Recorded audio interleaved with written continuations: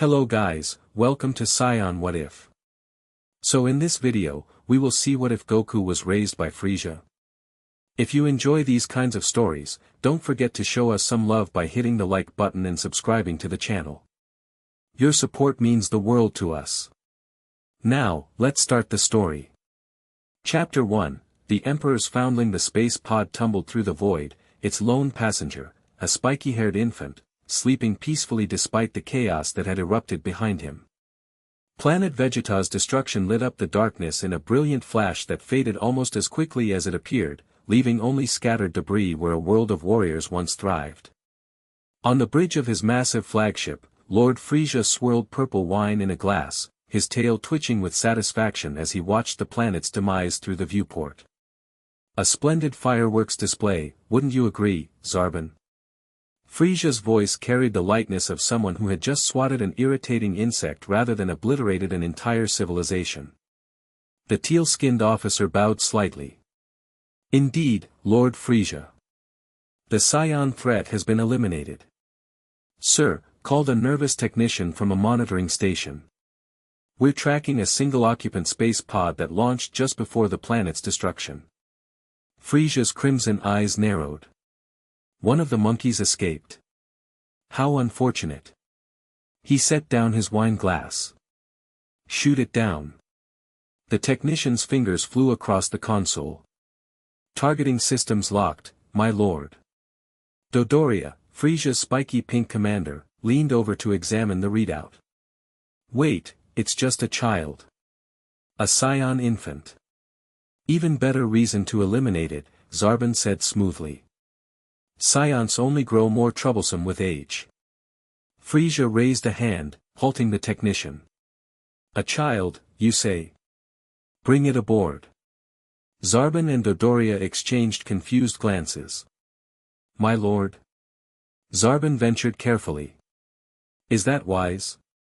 Even Scion children are you questioning my orders, Zarbon? FRIEZA's voice remained pleasant, which made it infinitely more terrifying. No, Lord FRIEZA. Never. Zarbon bowed deeply, sweat beading on his forehead. Good. I simply wish to see this specimen before destroying it. Perhaps it will provide some amusement. 20 minutes later, the tiny space pod sat in FRIEZA's docking bay, its hatch open. Inside, a black-haired infant with a brown monkey tail wailed at full volume, tiny fists punching the air. Loud little beast, Dodoria grumbled, covering his ears. FRIEZA floated closer, examining the child with curious detachment. Computer, what information do we have on this Scion? A mechanical voice responded, specimen identified as Kakarot, son of low-class warrior Bardock. Power level, 2, destination programmed, planet Earth. Mission, planetary conquest. Power level 2. Dodoria laughed. Even for a Scion infant, that's pathetic. FRIEZA remained silent, studying the crying child with increasing interest. Something flickered in the tyrant's eyes, not compassion, certainly, but perhaps, curiosity. He has spirit, FRIEZA observed. Most would cower in my presence, even without knowing who I am. This one shows no fear. It's just a stupid baby, Lord FRIEZA, Dodoria said. It doesn't know any better. Perhaps. FRIEZA reached into the pod, and to everyone's surprise, lifted the infant out. Immediately, the child's crying ceased. Dark eyes stared up at FRIEZA with innocent curiosity. My lord, what are you doing? Zarbon asked, unable to hide his shock. FRIEZA held the baby at arm's length, examining him as one might inspect a curious artifact. The child gurgled, then did the unthinkable, he smiled at the galactic tyrant. I've made a decision, FRIEZA announced. This Scion will live. Live? Dodoria sputtered. But you just eliminated the entire, are you suggesting I'm being inconsistent, Dodoria? FRIEZA's tail whipped through the air dangerously. And no, Lord FRIEZA. Good. Because I am not being inconsistent. I'm being strategic.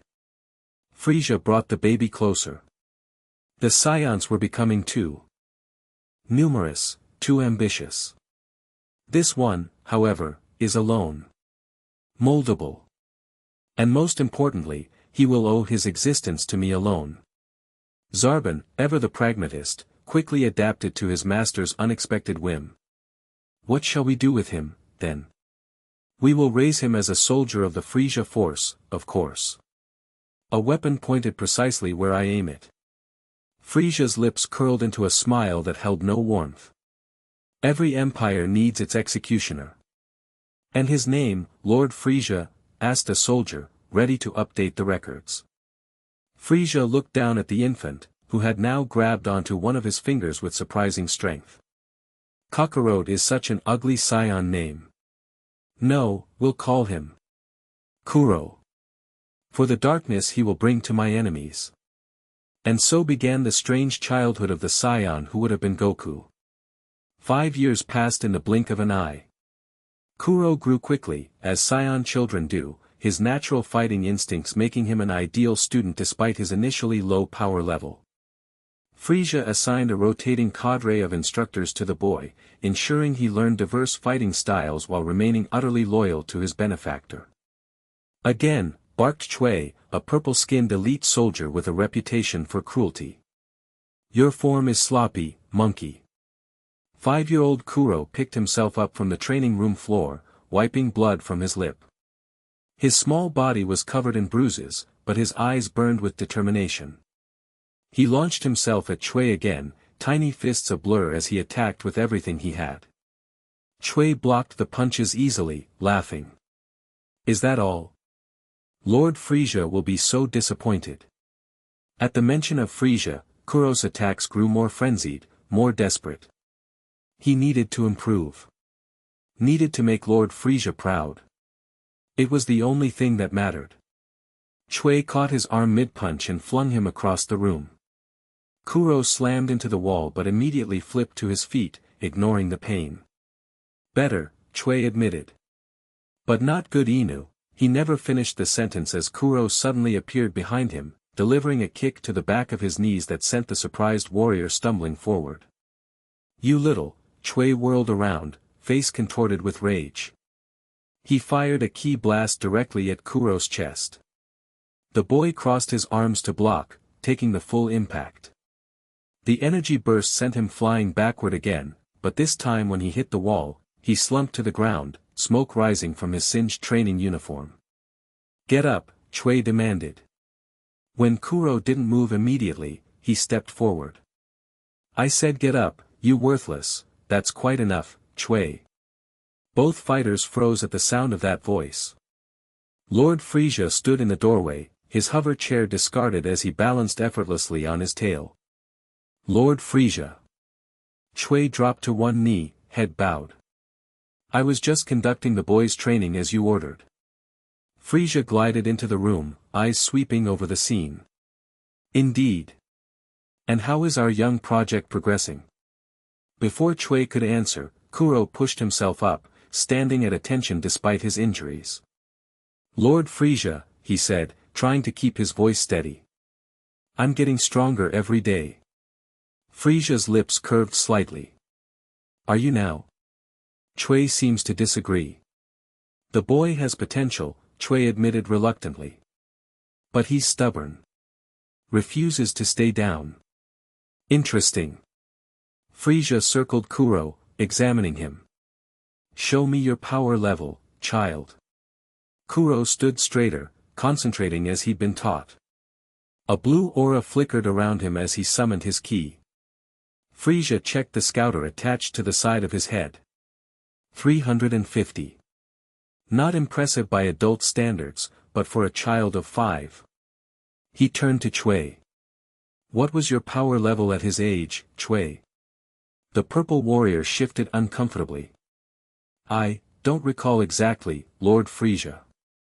No. Let me refresh your memory. It was 187. FRIEZA's smile didn't reach his eyes. Perhaps you should be less quick to call others worthless. Chui paled visibly. Of course, Lord FRIEZA. My apologies. FRIEZA turned his attention back to Kuro. Come with me, boy. It's time for your other lessons. Kuro followed obediently, leaving behind a fuming Chui. As they walked through the corridors of FRIEZA's massive ship, soldiers and technicians bowed or flattened themselves against walls to let them pass. Your combat skills are developing adequately, FRIEZA said. But strength alone is useless without the intelligence to apply it properly. They entered FRIEZA's private chambers, a surprisingly austere space despite the tyrant's vast wealth. The only luxury was a large viewport showing the stars and planets of whatever system they happened to be passing through. FRIEZA gestured to a chair at a small table where various objects were arranged. Sit. Kuro sat, eyeing the items curiously. There were small models of different planets, star charts, and what looked like game pieces. Today we discuss strategy, FRIEZA said, taking a seat opposite him. The art of conquest requires more than brute force. Tell me, Kuro, if you wanted to conquer a planet, how would you proceed?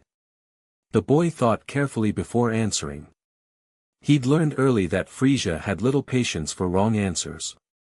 I would find the strongest warriors and defeat them first. A common approach, FRIEZA nodded. But flawed. What if the strongest warriors are scattered across the planet? What if they have time to unite while you're defeating them one by one? Kuro frowned. Then I should attack something important to them. FRIEZA selected a model planet and placed it between them. Better.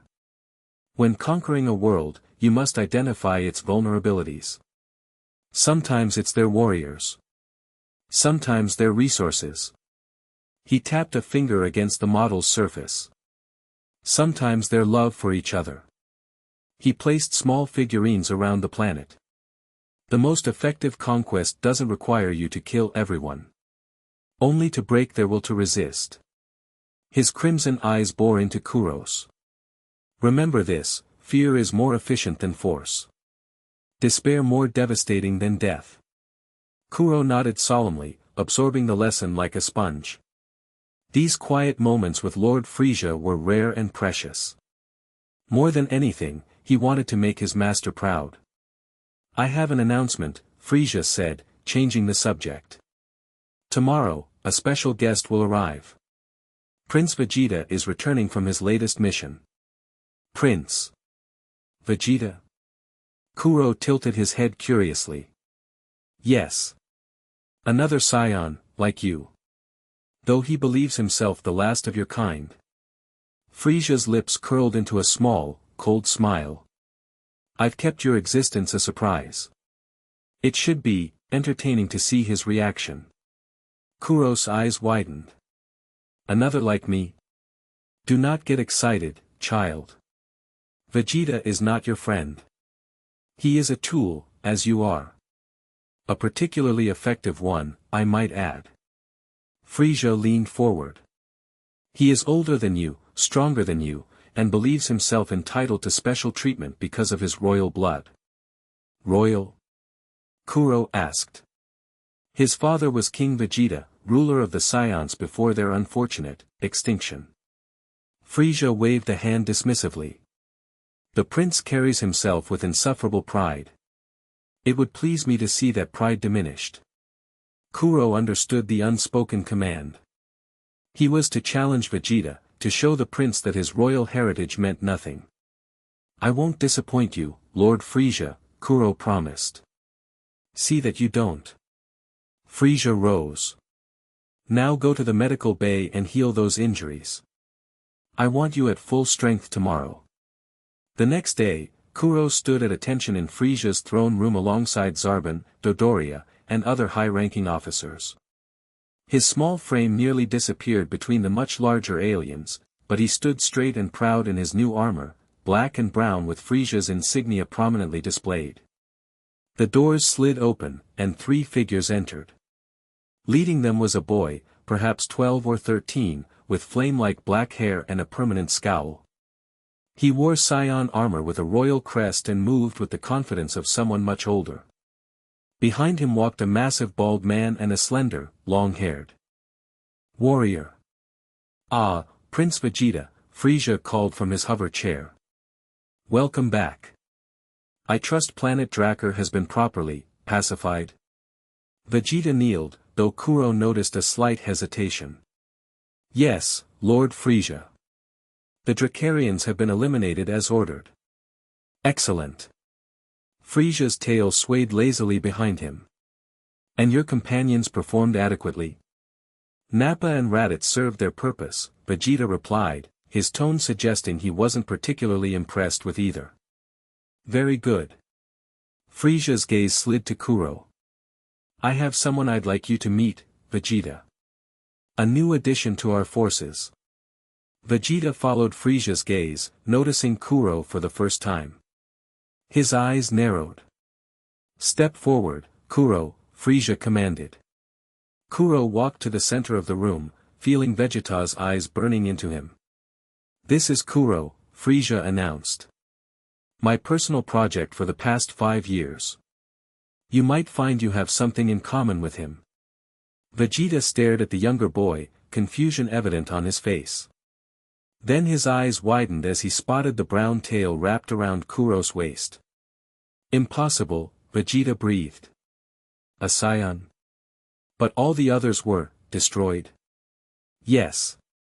FRIEZA smiled. "This one's pod escaped just before the meteor struck your planet. Fortunate timing, wouldn't you say?" Kuro saw something flash in Vegeta's eyes, anger, suspicion, and something else. The prince clearly didn't believe the meteor story, but he kept his thoughts to himself. "I thought you might take an interest in training with your kinsman," FRIEZA continued. "He's quite talented for his age." Vegeta snorted. "He's a child. And clearly low class, judging by his power level." Kuro felt his cheeks burn. He wanted to protest, to prove himself, but knew better than to speak without permission in FRIEZA's presence. "Perhaps a demonstration then?" FRIEZA suggested. "A friendly sparring match to welcome you back." This wasn't a request, and everyone knew it. "As you wish, Lord FRIEZA." Vegeta bowed stiffly. FRIEZA's smile widened. "Excellent. To the training arena, then." The training arena was a large circular room with reinforced walls designed to withstand the most powerful energy blasts. FRIEZA's elite officers gathered around the edges, placing bets on how quickly Vegeta would crush the younger scion.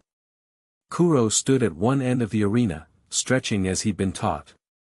Across from him, Vegeta removed his scouter and handed it to Nappa, never taking his eyes off Kuro. "This is a waste of time," the prince muttered, loud enough for Kuro to hear. FRIEZA, seated on a raised platform overlooking the arena, raised a hand. "You may begin."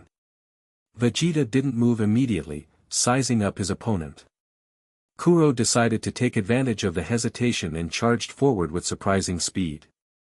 He aimed a punch at Vegeta's midsection, hoping to catch the older boy off guard. Vegeta sidestepped effortlessly and chopped at Kuro's neck as he passed. Kuro barely ducked in time, feeling the air displacement above his head. "Too slow," Vegeta taunted. Kuro whirled around and launched a flurry of punches and kicks. Vegeta blocked them all with one hand, looking almost bored. "Is this really the best you can do?" Vegeta asked. "Pathetic." Anger flared in Kuro's chest. He jumped back and cupped his hands at his side, gathering ki as Zarbon had taught him. A blue light formed between his palms. "Gallic burst," he shouted, thrusting his hands forward. The energy beam shot toward Vegeta, who looked momentarily surprised before batting it aside with ease. "You know Scion techniques?" Vegeta's eyes narrowed. "Who taught you that?" "I created it myself," Kuro said proudly. It wasn't exactly true, he'd modified something Zarbon showed him, but he wanted to impress the prince. "Created it?" Vegeta scoffed. "Let me show you a real Scion attack." He raised 2 fingers, and purple energy crackled around them.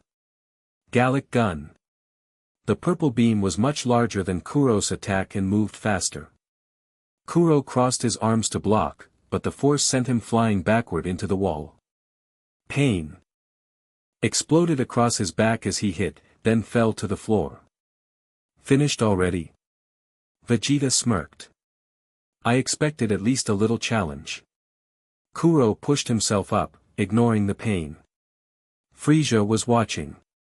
He couldn't fail. Wouldn't fail. He charged again, this time feinting to the left before spinning right and landing a kick to Vegeta's side. The prince grunted, more in surprise than pain, but Kuro had finally made contact. Lucky hit, Vegeta growled. Kuro pressed his advantage, moving faster now that he'd found his rhythm. He managed to land 2 more strikes before Vegeta caught his arm and flung him across the arena. Enough playing around, Vegeta declared. He vanished, reappearing behind Kuro and driving a knee into his back. Kuro cried out, falling forward. Before he could recover, Vegeta grabbed his tail and squeezed. Paralyzing pain shot through Kuro's body.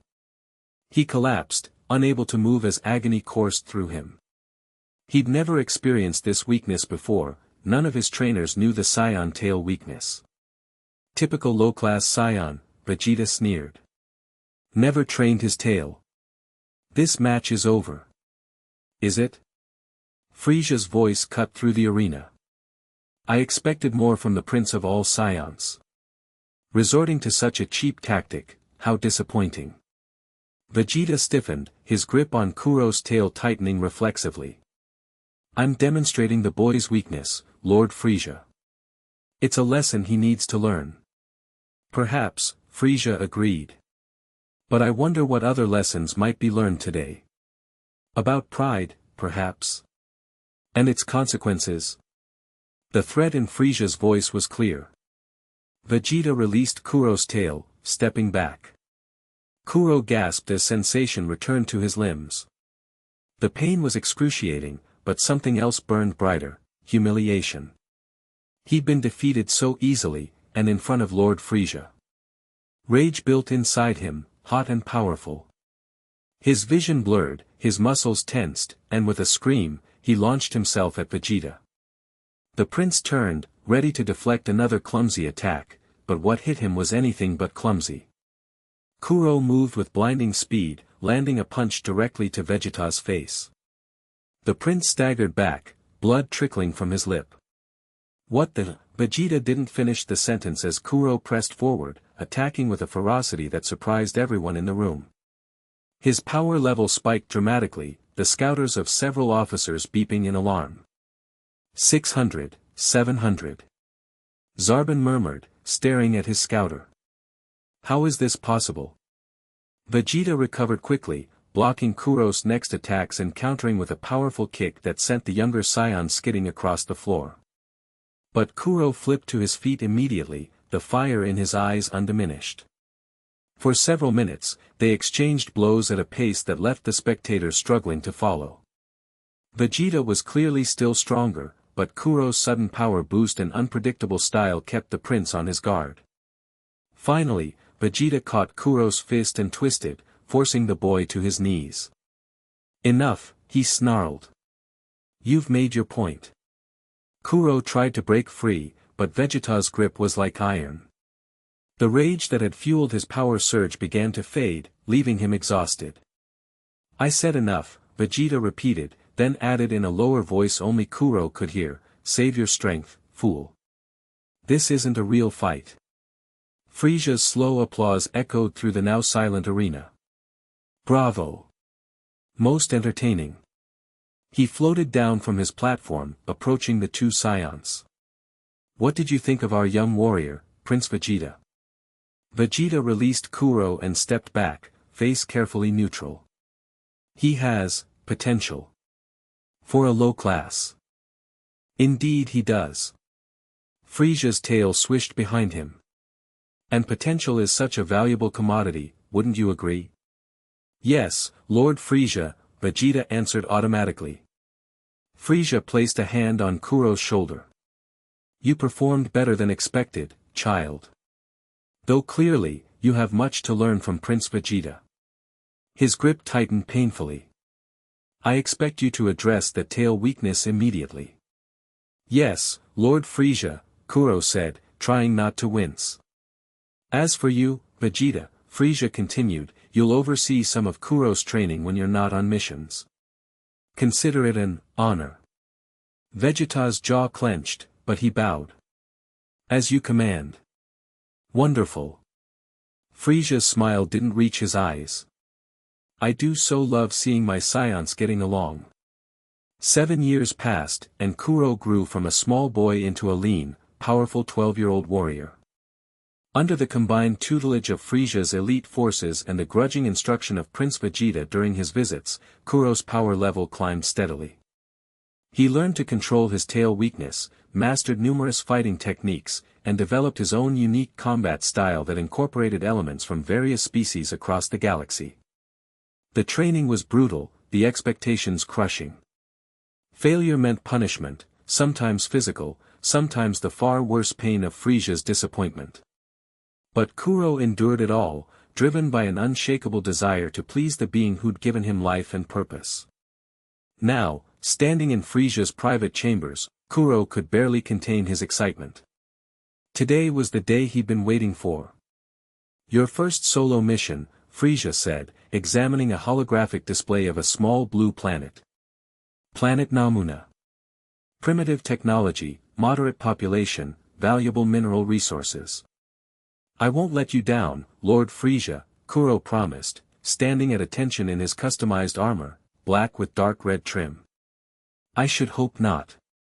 Frieza circled the hologram. This is a relatively simple assignment. The Namunans are peaceful by nature, though they do have warriors capable of energy manipulation. Nothing you can't handle. Zarbon, standing by the door, cleared his throat. Lord Frieza, if I might suggest, perhaps Kuro shouldn't go alone on his first mission. I would be happy to accompany him. Frieza waved a dismissive hand. That won't be necessary, Zarbon. How will our young scion learn independence if we hold his hand? He turned his crimson gaze to Kuro. Unless you feel unprepared. No, Lord Frieza, Kuro said quickly. I'm ready. Good. Frieza deactivated the hologram. You leave in 1 hour. Standard protocol applies, subdue the population, secure the resources, eliminate any significant resistance. I expect your report in 3 days. Kuro bowed and turned to leave. Oh, and Kuro. Frieza called after him. Try to leave some infrastructure intact this time. The cleanup from your training exercises on Darillion was excessive. Yes, Lord Frieza. As Kuro exited the chamber, Zarbon fell into step beside him. The teal-skinned warrior had been a constant presence in Kuro's life, sometimes trainer, sometimes tormentor, occasionally something almost like a mentor. Your first solo mission, Zarbon remarked. Nervous? No, Kuro lied. In truth, his stomach was tied in knots, but showing weakness was dangerous in Frieza's empire. Zarbon chuckled. You should be.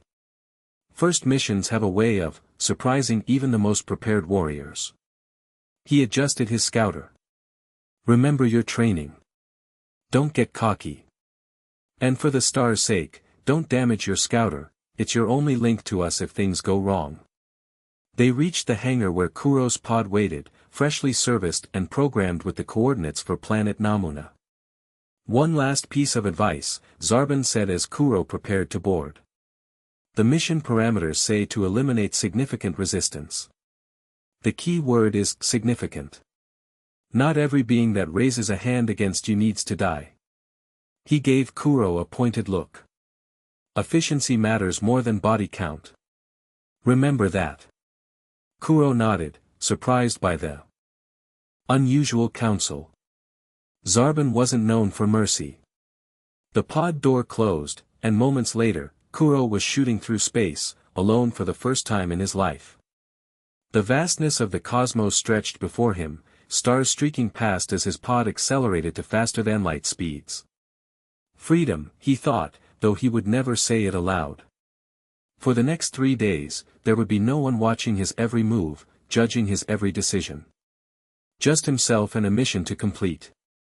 The journey passed in a blur of artificial sleep and brief periods of consciousness to check systems and review mission data. Finally, his pod entered Namuna's atmosphere, hurtling toward the surface in a ball of fire. The impact crater was small, the pods were designed to minimize damage on landing, but still significant enough to draw attention. As Kuro emerged, he found himself in a clearing surrounded by tall, purple-leaf trees. The air was thick with humidity, and 2 suns hung in the lavender sky. His scouter immediately began registering life forms, hundreds of them, clustered in settlements several kilometers away. The largest concentration was approximately 20 kilometers to the north. Kuro launched into the air, flying in that direction.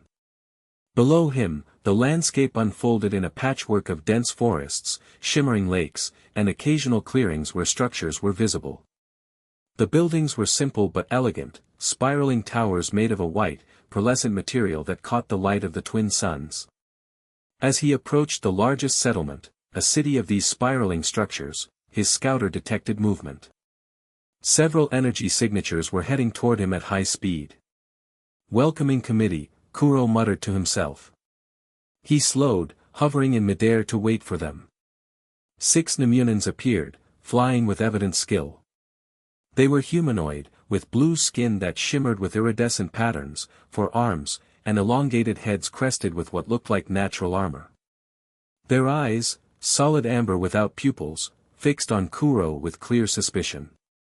"Identify yourself, stranger," demanded the leader, a tall Namunan with elaborate markings across his chest. Kuro had been taught the standard approach for these situations. "I am Kuro, emissary of Lord FRIEZA, ruler of this galaxy. Your planet has been selected to join the FRIEZA force. Submit, and you will be treated fairly." The leader's eyes narrowed. "We know of FRIEZA and his empire. We want no part of it. Return to your master and tell him planet Namuna is not for sale or conquest." Kuro sighed. "They never made it easy. I'm afraid that's not an option. Lord FRIEZA has claimed this world. Your choices are submission or, well, the alternative is less pleasant." "We choose resistance," the leader declared. "Namuna has stood free for 1,000 generations. We will not bow to tyrants. Then we do this the hard way." Kuro dropped into a fighting stance. Last chance to reconsider. The Namunans spread out, surrounding him in a defensive formation. Their power levels were modest individually, between 500 and 1,000 according to his scouter, but together they might pose a challenge. The leader attacked first, all 4 arms moving in complex patterns as he fired energy blasts at Kuro. The young scion dodged easily, the blasts passing harmlessly by. "My turn," Kuro said, and vanished from sight. He reappeared behind one of the Namunans, striking with a precise chop to the back of the neck. The warrior dropped like a stone, plummeting toward the ground below. The others attacked simultaneously, energy beams converging on Kuro's position. He erected a key barrier, deflecting the attacks, then countered with a series of his own blasts. 2 more Namunans fell, their defenses overwhelmed by Kuro's superior power. The remaining 3, including the leader, retreated slightly, reassessing their strategy. "You fight well," the leader admitted. "But you face more than just us. The entire planet will rise against your master's tyranny." Kuro shrugged. "They can try. It won't change anything." The leader made a subtle hand gesture, and the 2 warriors at his side nodded. Suddenly, they flew in opposite directions, heading back toward the city. "Calling reinforcements won't help," Kuro said, preparing to pursue. "They're not calling reinforcements," the leader replied. "They're evacuating the civilians. I will delay you as long as necessary to save my people." Something uncomfortable stirred in Kuro's chest. The Namunan knew he couldn't win but was willing to sacrifice himself anyway. "That's admirable," Kuro said slowly. But pointless. I'll complete my mission regardless. Then you'll have to go through me first. The leader's body began to glow with blue energy, his power level spiking dramatically on Kuro's scouter. 2,500, 3,000. 3,500, Kuro murmured, genuinely impressed. The Namunin was pushing himself to his absolute limits. With a cry, the leader launched himself at Kuro, moving faster than before. His four arms became a blur as he unleashed a barrage of punches and energy blasts. Kuro blocked and dodged, but some of the attacks broke through his defense, stinging his face and chest. The Namunin was skilled, using all four limbs in perfect coordination to create openings that would have overwhelmed a lesser fighter.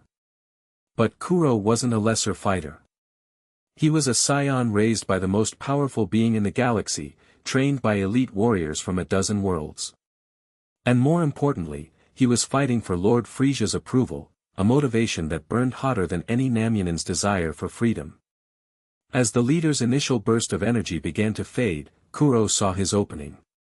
He caught two of the Namunin's arms, immobilizing them, then delivered a devastating kick to the warrior's midsection.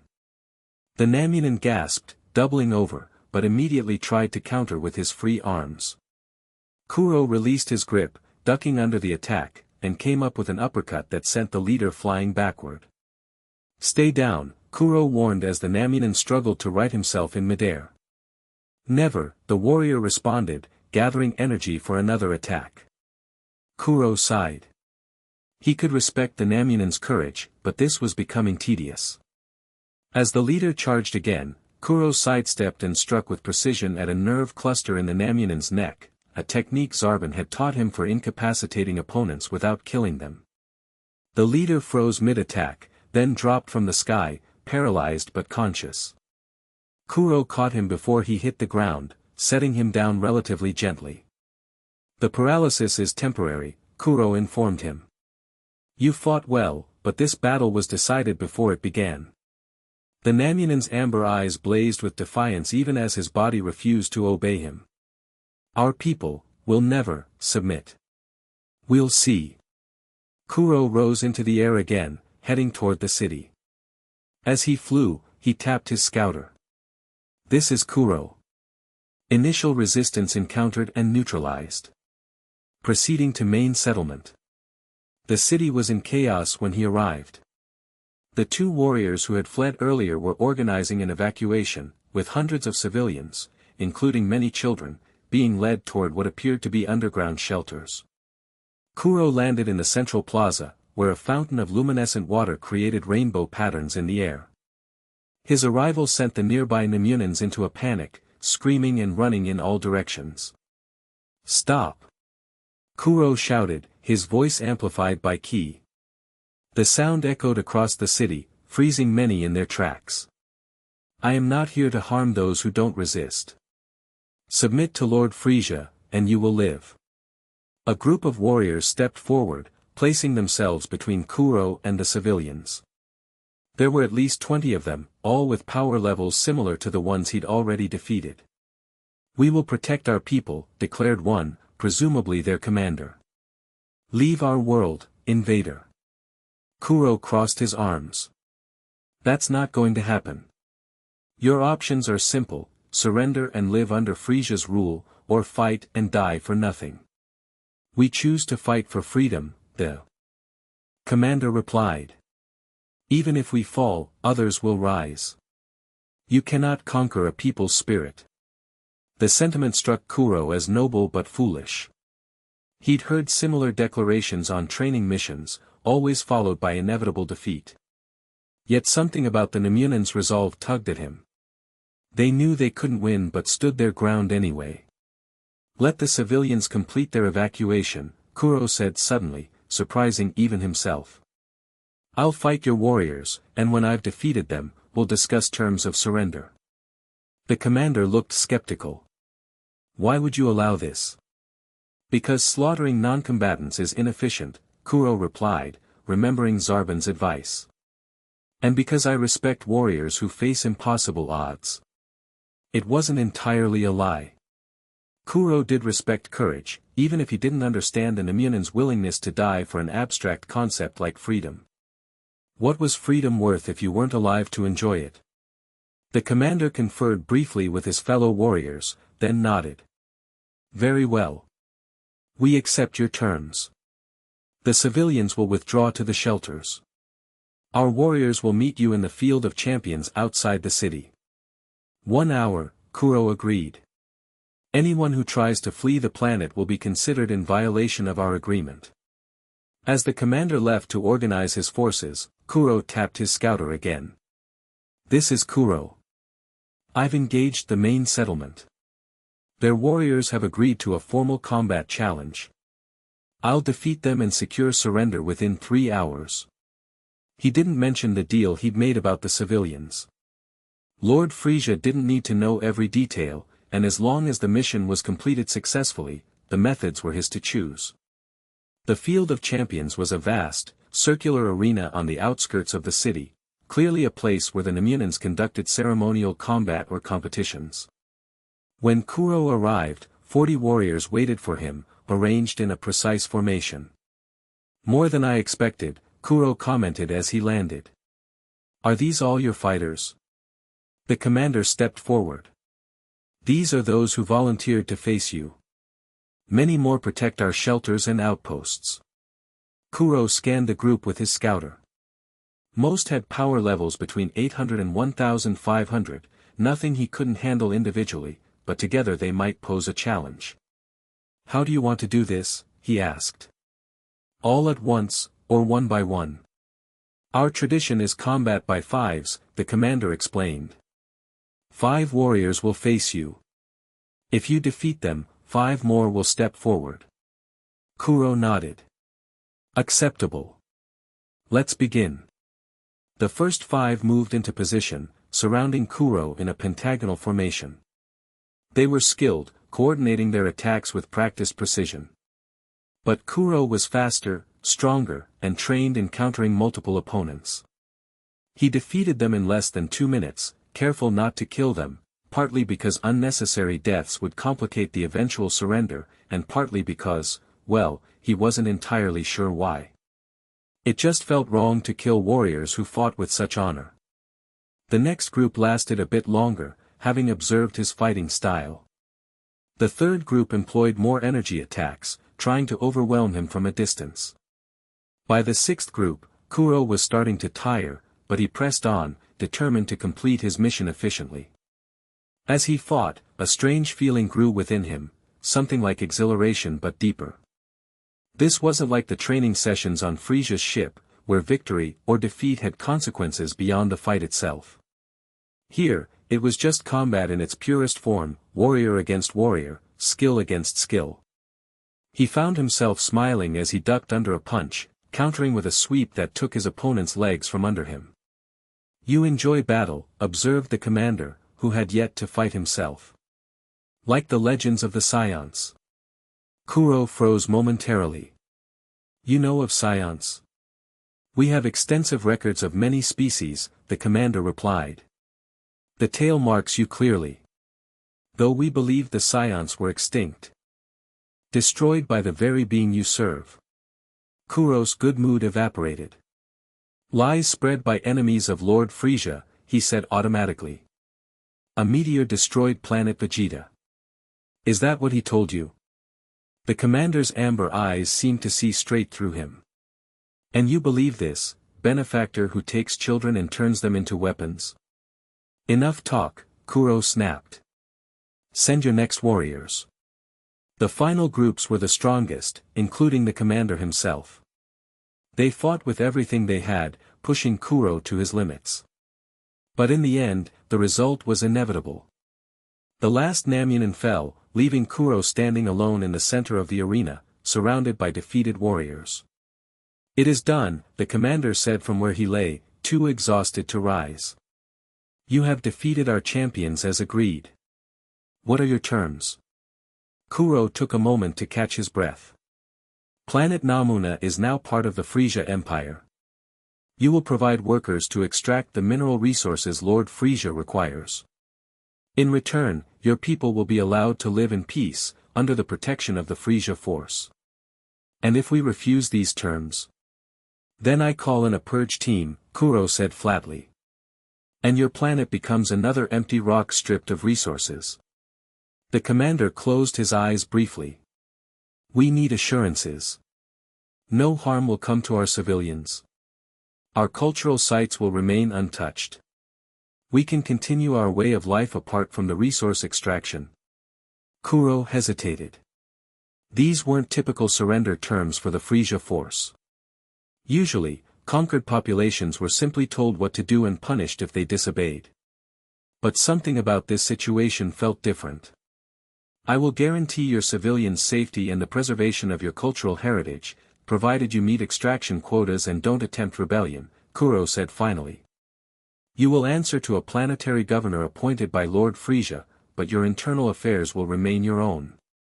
Relief visibly washed over the commander's face. Then we submit, warrior. Not out of fear, but to protect what matters most, our people. Kuro nodded, then activated his scouter. Mission complete. Planet Namuna has surrendered. Requesting a governance team and resource extraction crew. As he waited for a response, Kuro looked around at the fallen warriors, none dead, all defeated honorably. He'd completed his mission efficiently, secured the resources FRIEZA wanted, and avoided unnecessary destruction. By any measure, this was a success. So why did victory taste so strange? 2 days later, Kuro stood before FRIEZA, delivering his mission report in person. Zarbon and Dodoria flanked the tyrant's hover chair, their expressions unreadable. The Namunans have accepted FRIEZA force governance and agreed to extraction terms, Kuro concluded. The first shipments of cordium ore should arrive within the month. FRIEZA sipped his wine, regarding Kuro with those calculating red eyes. Very efficient, my boy. Not a single civilian casualty, minimal infrastructure damage, and the resources secured. One might almost think you sympathized with these creatures. Kuro kept his face carefully neutral. I simply followed the most efficient path to mission completion, Lord FRIEZA. As you taught me. Indeed. FRIEZA set down his glass. Tell me, why did you spare their warriors? My reports indicate you defeated 40 elite fighters without a single fatality. Killing them would have complicated surrender negotiations, Kuro explained. The Namunans value honor in combat. By defeating their champions fairly and showing mercy, I secured their cooperation without resistance. Clever. FRIEZA's tail swished behind him. Though I wonder if perhaps you're developing attachments. Dangerous things, attachments. They cloud judgment, create weaknesses. Kuro bowed his head. I serve only you, Lord FRIEZA. Everything I do is to further your goals. Is it? FRIEZA floated closer, circling Kuro slowly. Then you wouldn't mind proving it, would you? A small demonstration of loyalty. Kuro's stomach tightened. Of course, Lord FRIEZA. Anything you require. Excellent. FRIEZA gestured to Zarbon, who pressed a button on his scouter. Moments later, the door slid open, and 2 soldiers entered, dragging a battered blue figure between them. Kuro's breath caught. It was the Namunan leader he'd fought first, the one who had sacrificed himself to allow the evacuation. This one was captured attempting to contact neighboring systems, FRIEZA explained. Seeking allies against us, it seems. A violation of the surrender terms you so carefully negotiated. The Namunan raised his head, amber eyes finding Kuro's. There was no fear in them, only sad resignation. Kill him, FRIEZA ordered casually. Slowly, if you please. I want to be sure your efficiency hasn't made you soft. Kuro stared at the Namunan, remembering their battle, the warrior's courage, his willingness to die protecting others. This wasn't part of the plan. The Namunans had surrendered honorably. They were supposed to be safe. Is there a problem, Kuro? FRIEZA's voice had that dangerous silky quality that promised pain. No, Lord FRIEZA, Kuro said automatically. He stepped forward, raising a hand crackling with energy. The Namyanin held his gaze. I knew you were no different, he said softly. Just another slave to tyranny. Kuro's hand wavered imperceptibly. Something inside him rebelled at what he was about to do. It wasn't right. It wasn't honorable. But honor wouldn't save him from FRIEZA's wrath. Years of brutal training had taught him one inviolable rule: Lord FRIEZA's word was absolute. Disobedience meant punishment, not just for him, but often for others as well. How many times had FRIEZA made examples of those who failed him? With a sound that was almost a growl, Kuro released a powerful energy blast. The Namyanin didn't flinch, didn't look away, as the beam struck his chest. He died instantly, his body crumpling to the floor. FRIEZA sounded disappointed. That was rather quick. I'd hoped for more creativity. I'm sorry, Lord FRIEZA, Kuro said, his voice steady despite the turmoil inside. I thought you would prefer efficiency. FRIEZA studied him for a long moment, then shrugged. I suppose it will do. Clean this mess up, he ordered the guards. And prepare a proper governance team for planet Namuna. Dodoria, you'll oversee the initial extraction efforts. Yes, Lord FRIEZA, Dodoria nodded. You've done well, Kuro, FRIEZA continued. Rest, recover your strength. Your next assignment will come soon enough. Thank you, Lord FRIEZA. Kuro bowed and turned to leave. Oh, and Kuro. FRIEZA called after him. The next time I ask for a demonstration, I expect more enthusiasm. Remember who gave you life when others would have taken it. Remember who made you strong when you were weak. His voice hardened. Remember who you belong to. I will never forget, Lord FRIEZA, Kuro promised, the words like ashes in his mouth. Later, alone in his quarters, Kuro sat cross-legged on the floor, eyes closed in meditation. The Namyanin's final words echoed in his mind, just another slave to tyranny. Was that all he was? A weapon pointed where FRIEZA directed? A slave carrying out another's will? No, he told himself firmly. Lord FRIEZA had saved him, raised him, made him strong. If FRIEZA sometimes seemed cruel, it was only because the galaxy was cruel. Power was all that mattered in the end. Power to protect what was yours, power to take what you wanted. FRIEZA had taught him that from the beginning. So why did the memory of that dead Namyanin's eyes make his chest ache?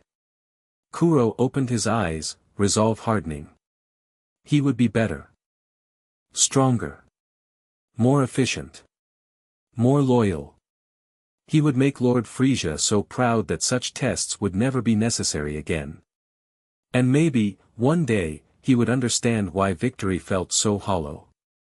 Chapter 2, Blood and Stars. 6 years had passed since Kuro's first solo mission. The boy had become a man, tall, powerfully built, with a confidence that radiated from every movement. His black hair still defied gravity in true Scion fashion, and the brown tail wrapped securely around his waist marked him as one of the last survivors of a nearly extinct race. Kuro strode through the corridors of FRIEZA's flagship, subordinates scrambling to get out of his way. At 18, he commanded his own elite squad, the Phantom Unit, and had earned a reputation as one of the most effective conquest leaders in FRIEZA's empire. He'd conquered 17 planets, subdued 32 rebellions, and eliminated more threats to FRIEZA's rule than anyone besides the Jinya force. Commander Kuro. A voice called from behind him. Lord FRIEZA requests your presence immediately. Kuro turned to see Apule, one of FRIEZA's countless lackeys. Did he say what for? No sir, Apule replied nervously. Just that you're to come at once. Kuro nodded and changed direction, heading for FRIEZA's throne room. As he walked, he mentally reviewed his recent missions, searching for any failures that might have angered his master. Nothing came to mind. His last 3 conquests had been flawless, with minimal casualties and maximum resource yield. The massive doors to FRIEZA's throne room slid open as he approached. Inside, FRIEZA floated in his hover chair, swirling wine in a glass as usual. Zarbon stood at his right hand, and to Kuro's surprise, Vegeta was there too, arms crossed and wearing his customary scowl.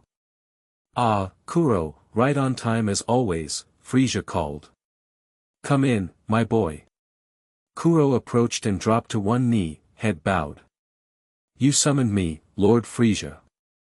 Yes, stand up. No need for such formality." FRIEZA waved dismissively. "I have an assignment that requires your unique touch." Kuro rose, nodding respectfully to Zarbon before sparing a glance at Vegeta. The Saiyan Prince had changed little over the years, still compact, muscular, and perpetually angry. But his power had grown tremendously, as had the tension between him and FRIEZA.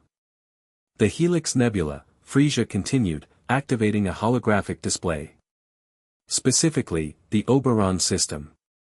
Rich in resources, strategically positioned, and currently the base of operations for a particularly annoying rebel faction." The hologram showed a star system with 7 planets. The fourth, a green and blue world similar to Earth, was highlighted. "Planet Oberon 4, FRIEZA explained. "The rebels call themselves the Free Worlds Coalition." Such a grandiose name for vermin. He sipped his wine. "They've been raiding our supply lines, attacking outposts, spreading seditious propaganda. Typical rebel nonsense." "You want me to eliminate them," Kuro stated. "Not quite so simple." FRIEZA's tail twitched. "These rebels have information. Technical specifications, security codes, classified intelligence about our operations.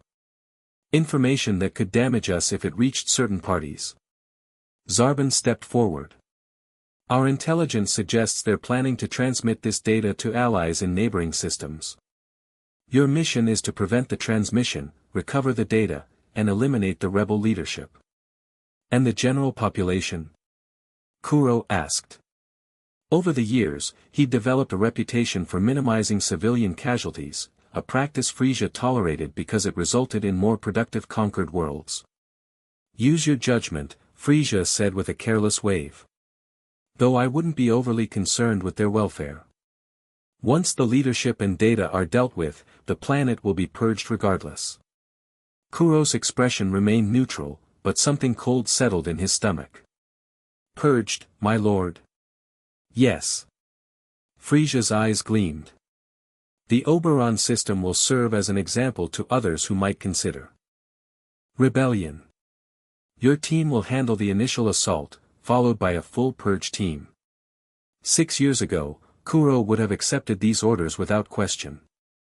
Now, he found himself carefully choosing his words. Would it not be more efficient to preserve the planet's resources and population? "After subduing the rebellion, we could. Are you questioning my orders, Kuro?" FRIEZA's voice remained light, but the temperature in the room seemed to drop several degrees. "No, Lord FRIEZA," Kuro replied quickly. "I'm merely offering tactical alternatives." "Your tactical concerns are noted," FRIEZA said, his tone making it clear they were anything but. "However, this operation requires a definitive message. The rebels die, the planet burns, the galaxy learns not to defy me." He smiled thinly. "Besides, I thought you'd appreciate having Prince Vegeta accompany you."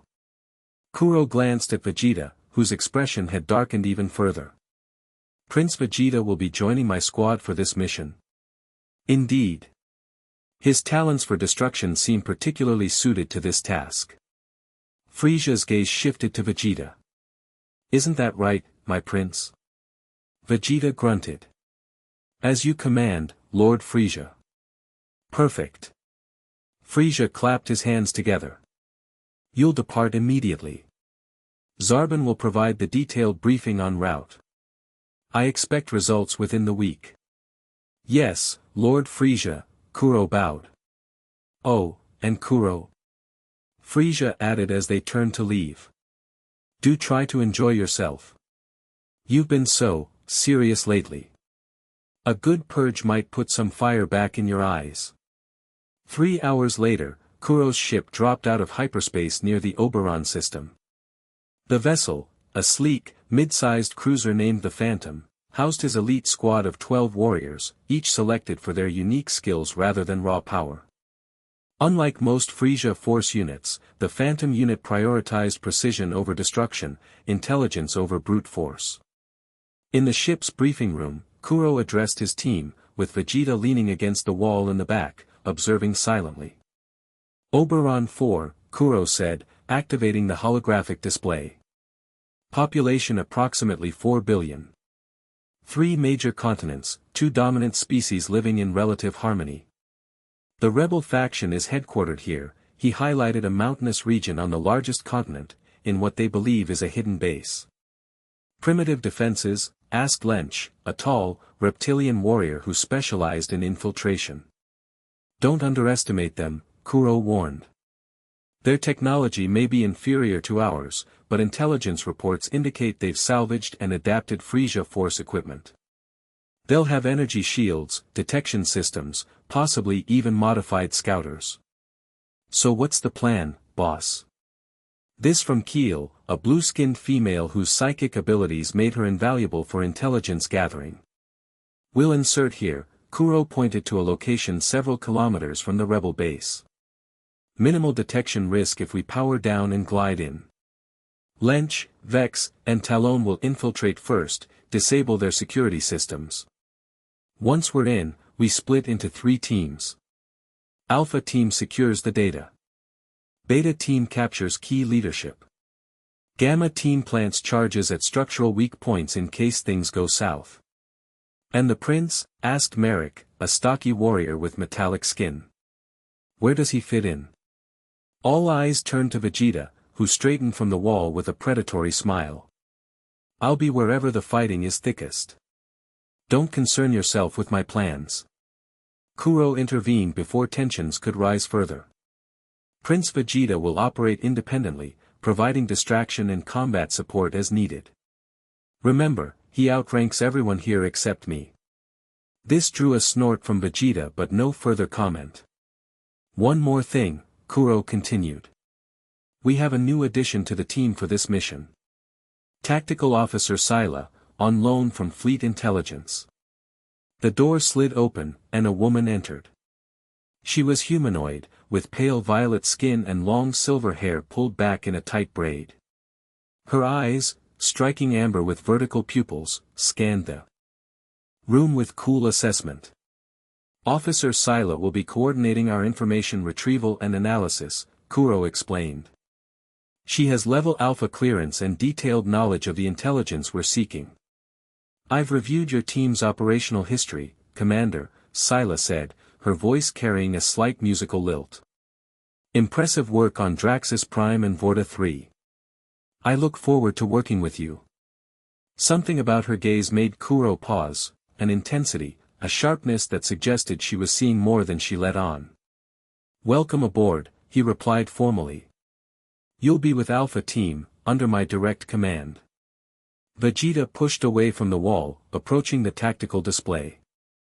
If we're done with introductions, perhaps we could focus on the mission. When do we attack? We enter Oberon's atmosphere in 4 hours, Kuro said. I suggest everyone prepare their equipment and get some rest. Dismissed. As the team dispersed, Vegeta remained, arms crossed.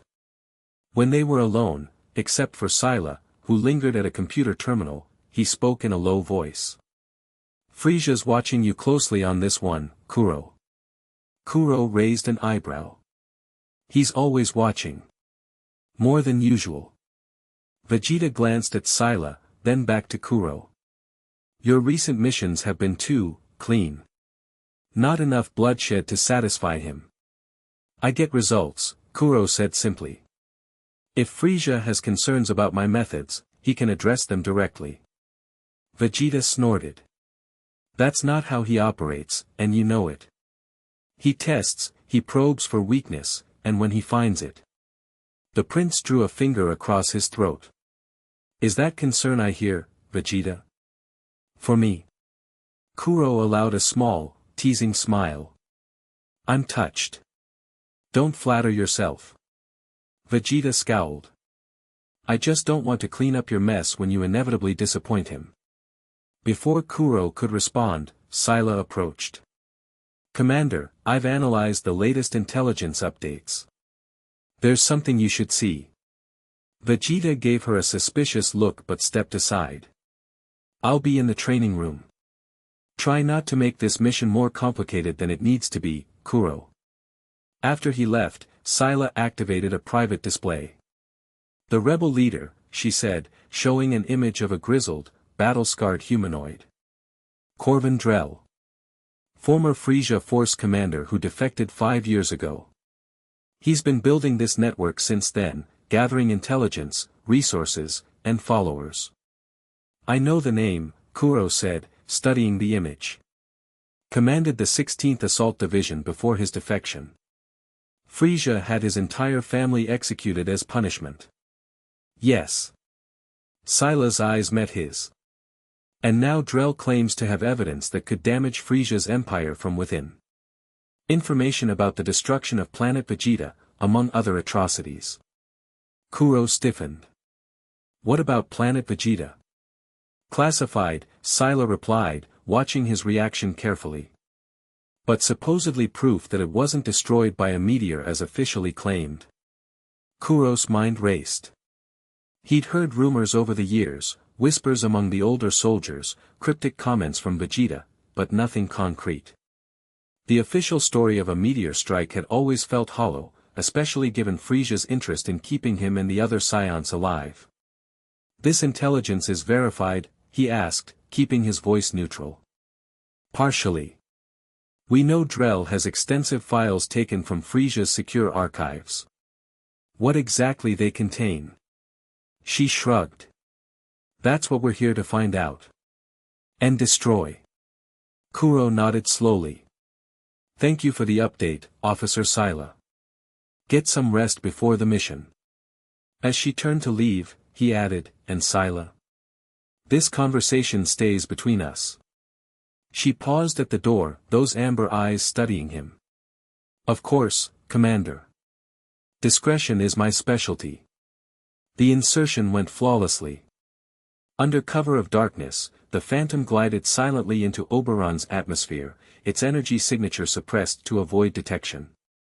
Kuro's team deployed quickly, Lencha's infiltration squad disappearing into the night while the others established a forward base in a rocky outcropping overlooking the rebel compound. Kuro stood at the edge of a cliff, scouter activated, scanning the facility below. The rebel base was larger than expected, a sprawling complex built into the mountainside, with disguised defense turrets and patrol patterns that suggested military precision.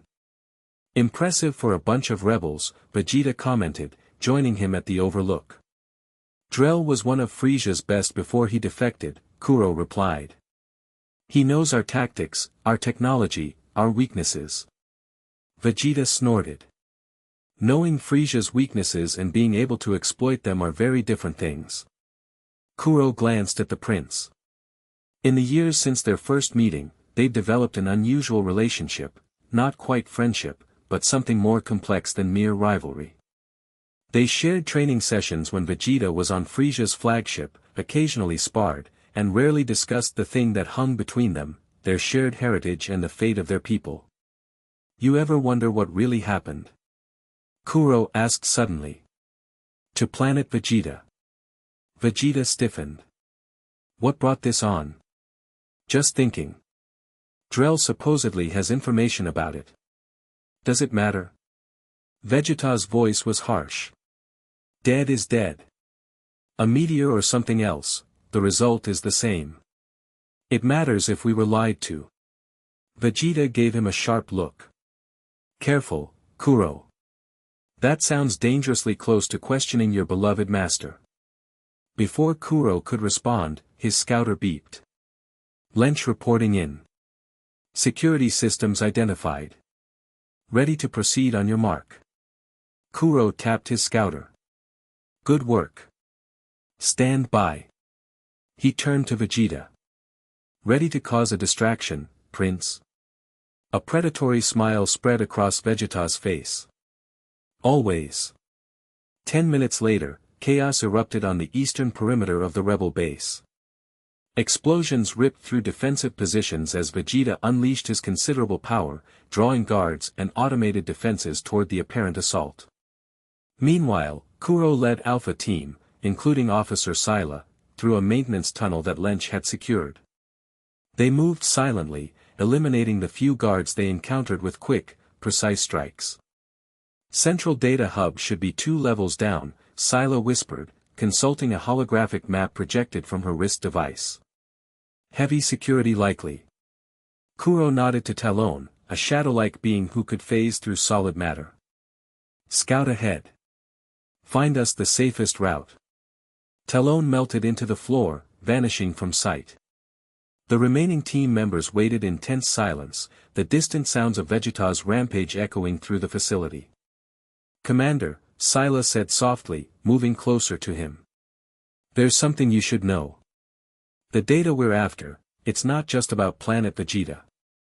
It contains evidence of numerous atrocities committed by FRIEZA, including, save it for after the mission, Kuro interrupted. We focus on objectives now, politics later.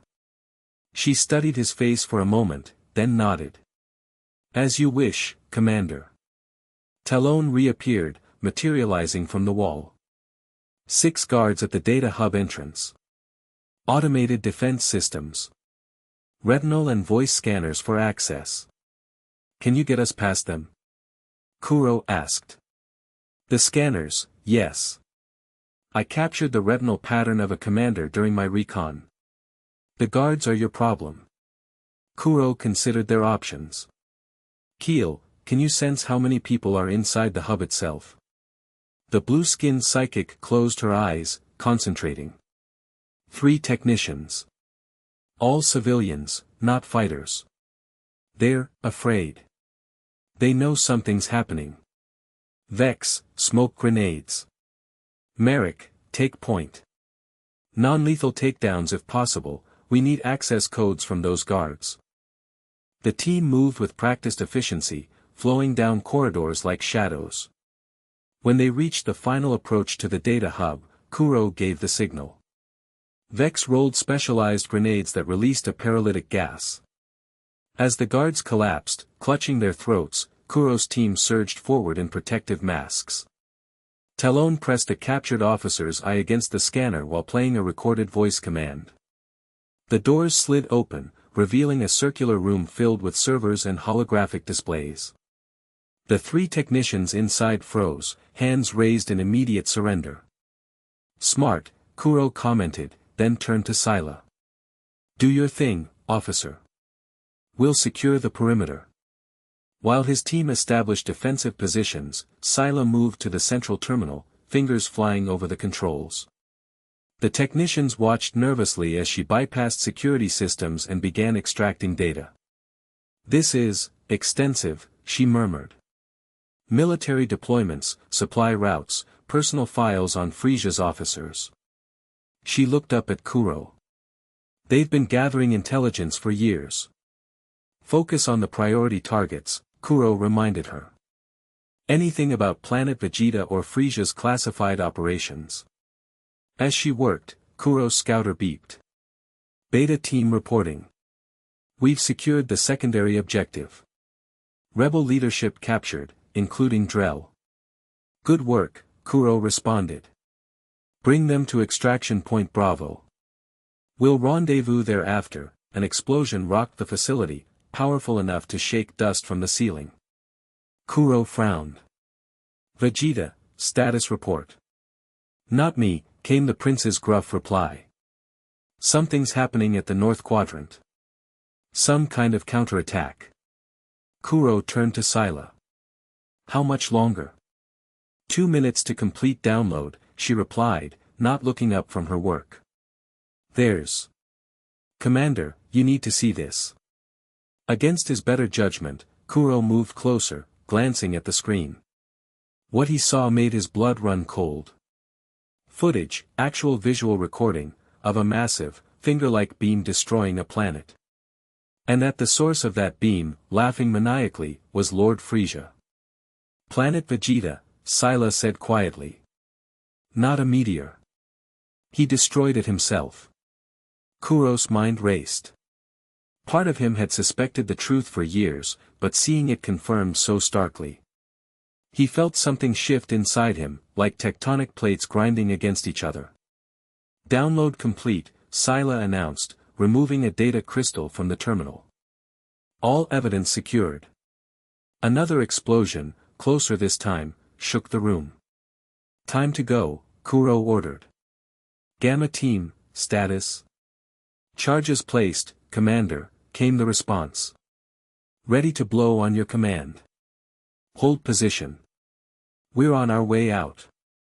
Kuro tapped his scouter again. Vegeta, meet us at extraction point Bravo. Already headed there, Vegeta replied. And Kuro? We've got company. Rebel reinforcements just arrived, a lot of them. The journey to extraction point Bravo became a running battle. Rebel forces had indeed received reinforcements, better armed and more numerous than intelligence had suggested. Kuro's team fought their way through corridors and open courtyards, their superior training and power giving them the edge despite being outnumbered. When they finally reached the extraction point, a large hangar at the base's periphery, they found Beta Team already there with their prisoners. Corvin Drell, the rebel leader, knelt among them, hands bound behind his back but head held high. Commander Kuro, Drell said, his voice surprisingly calm for a captured man. Frieza's pet scion. I've heard stories about you. Save it, Kuro replied curtly, scanning the hangar for threats.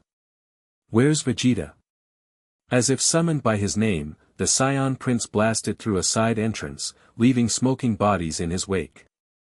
His armor was scorched, but he looked more exhilarated than injured. Primitive weapons, Vegeta scoffed, joining them. Barely worth the effort. Did you secure the data? Drell asked, eyes fixed on Scylla and the crystal she carried. Kuro ignored him. Gamma leader, detonate the charges. We're leaving. As explosions began to rock the facility, Kuro's team prepared for extraction. Their ship was en route, scheduled to pick them up in the hangar within minutes. You won't get away with this, you know, Drell said, still eerily calm. The truth about FRIEZA, about what he did to the Scions, to countless other races, it's already spreading. This was just one copy of the evidence. Kuro froze. Slowly, he turned to face the prisoner. What did you say? Drell smiled grimly.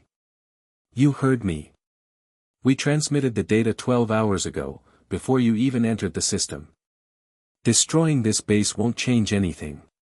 Vegeta stepped forward, grabbing Drell by the throat. You're lying. Check the logs, Drell gasped, still smiling despite Vegeta's grip. Officer Scylla can verify. All eyes turned to Scylla, who was already examining her wrist device. After a moment, she looked up, face grim. He's telling the truth. A high-bandwidth transmission was sent to multiple coordinates across 3 sectors. Most of them beyond FRIEZA's territory.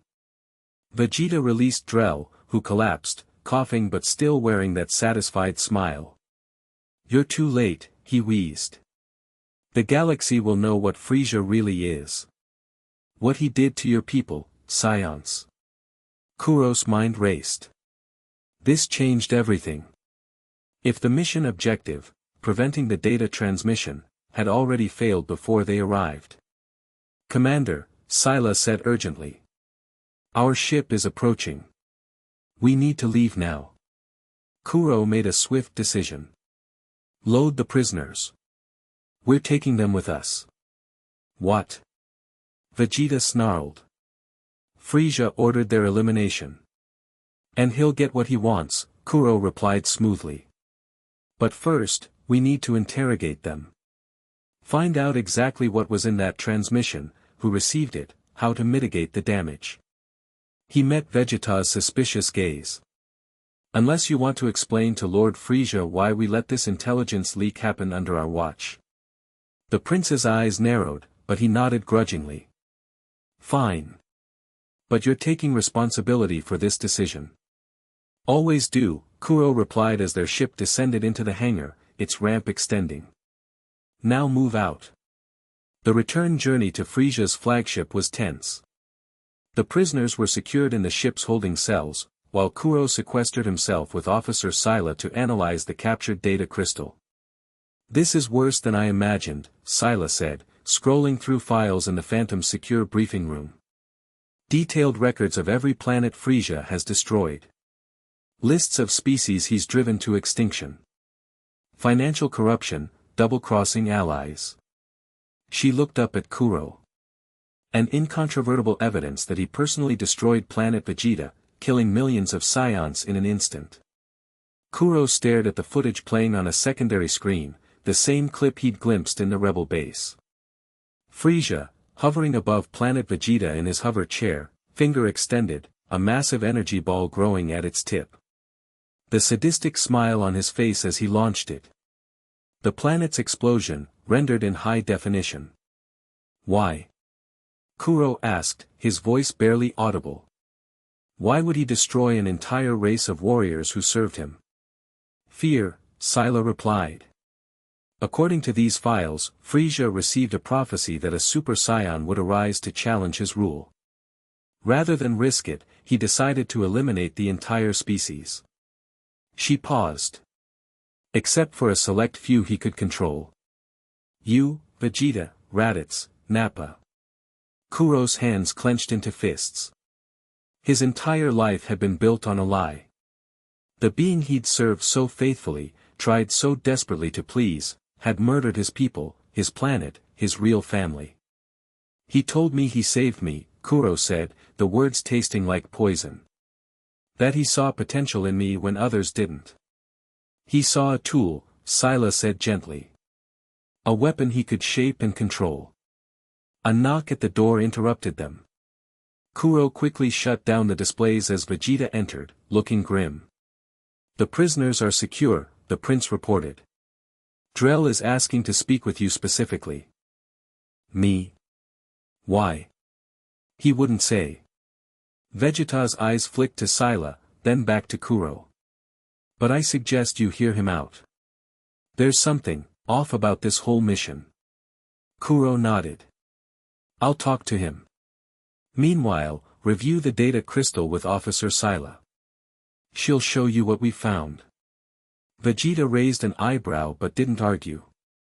As Kuro left, he heard Scylla's soft voice, "Prince Vegeta, there's something you need to see about planet Vegeta." In the ship's holding area, Corvin Drell sat alone in a cell, separated from his fellow rebels. Despite his captivity, he maintained a dignity that Kuro couldn't help but respect. "Commander Kuro," Drell greeted him. "Thank you for coming." "What do you want, Drell?"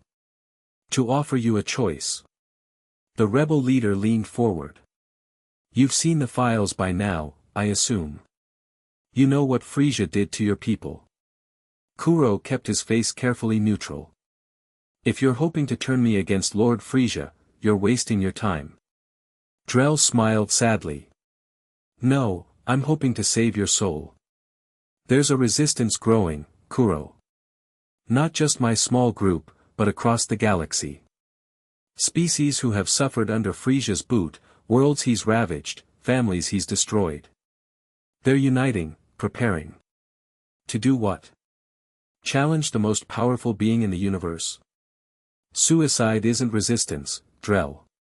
Not suicide. Hope." Drell's eyes burned with conviction.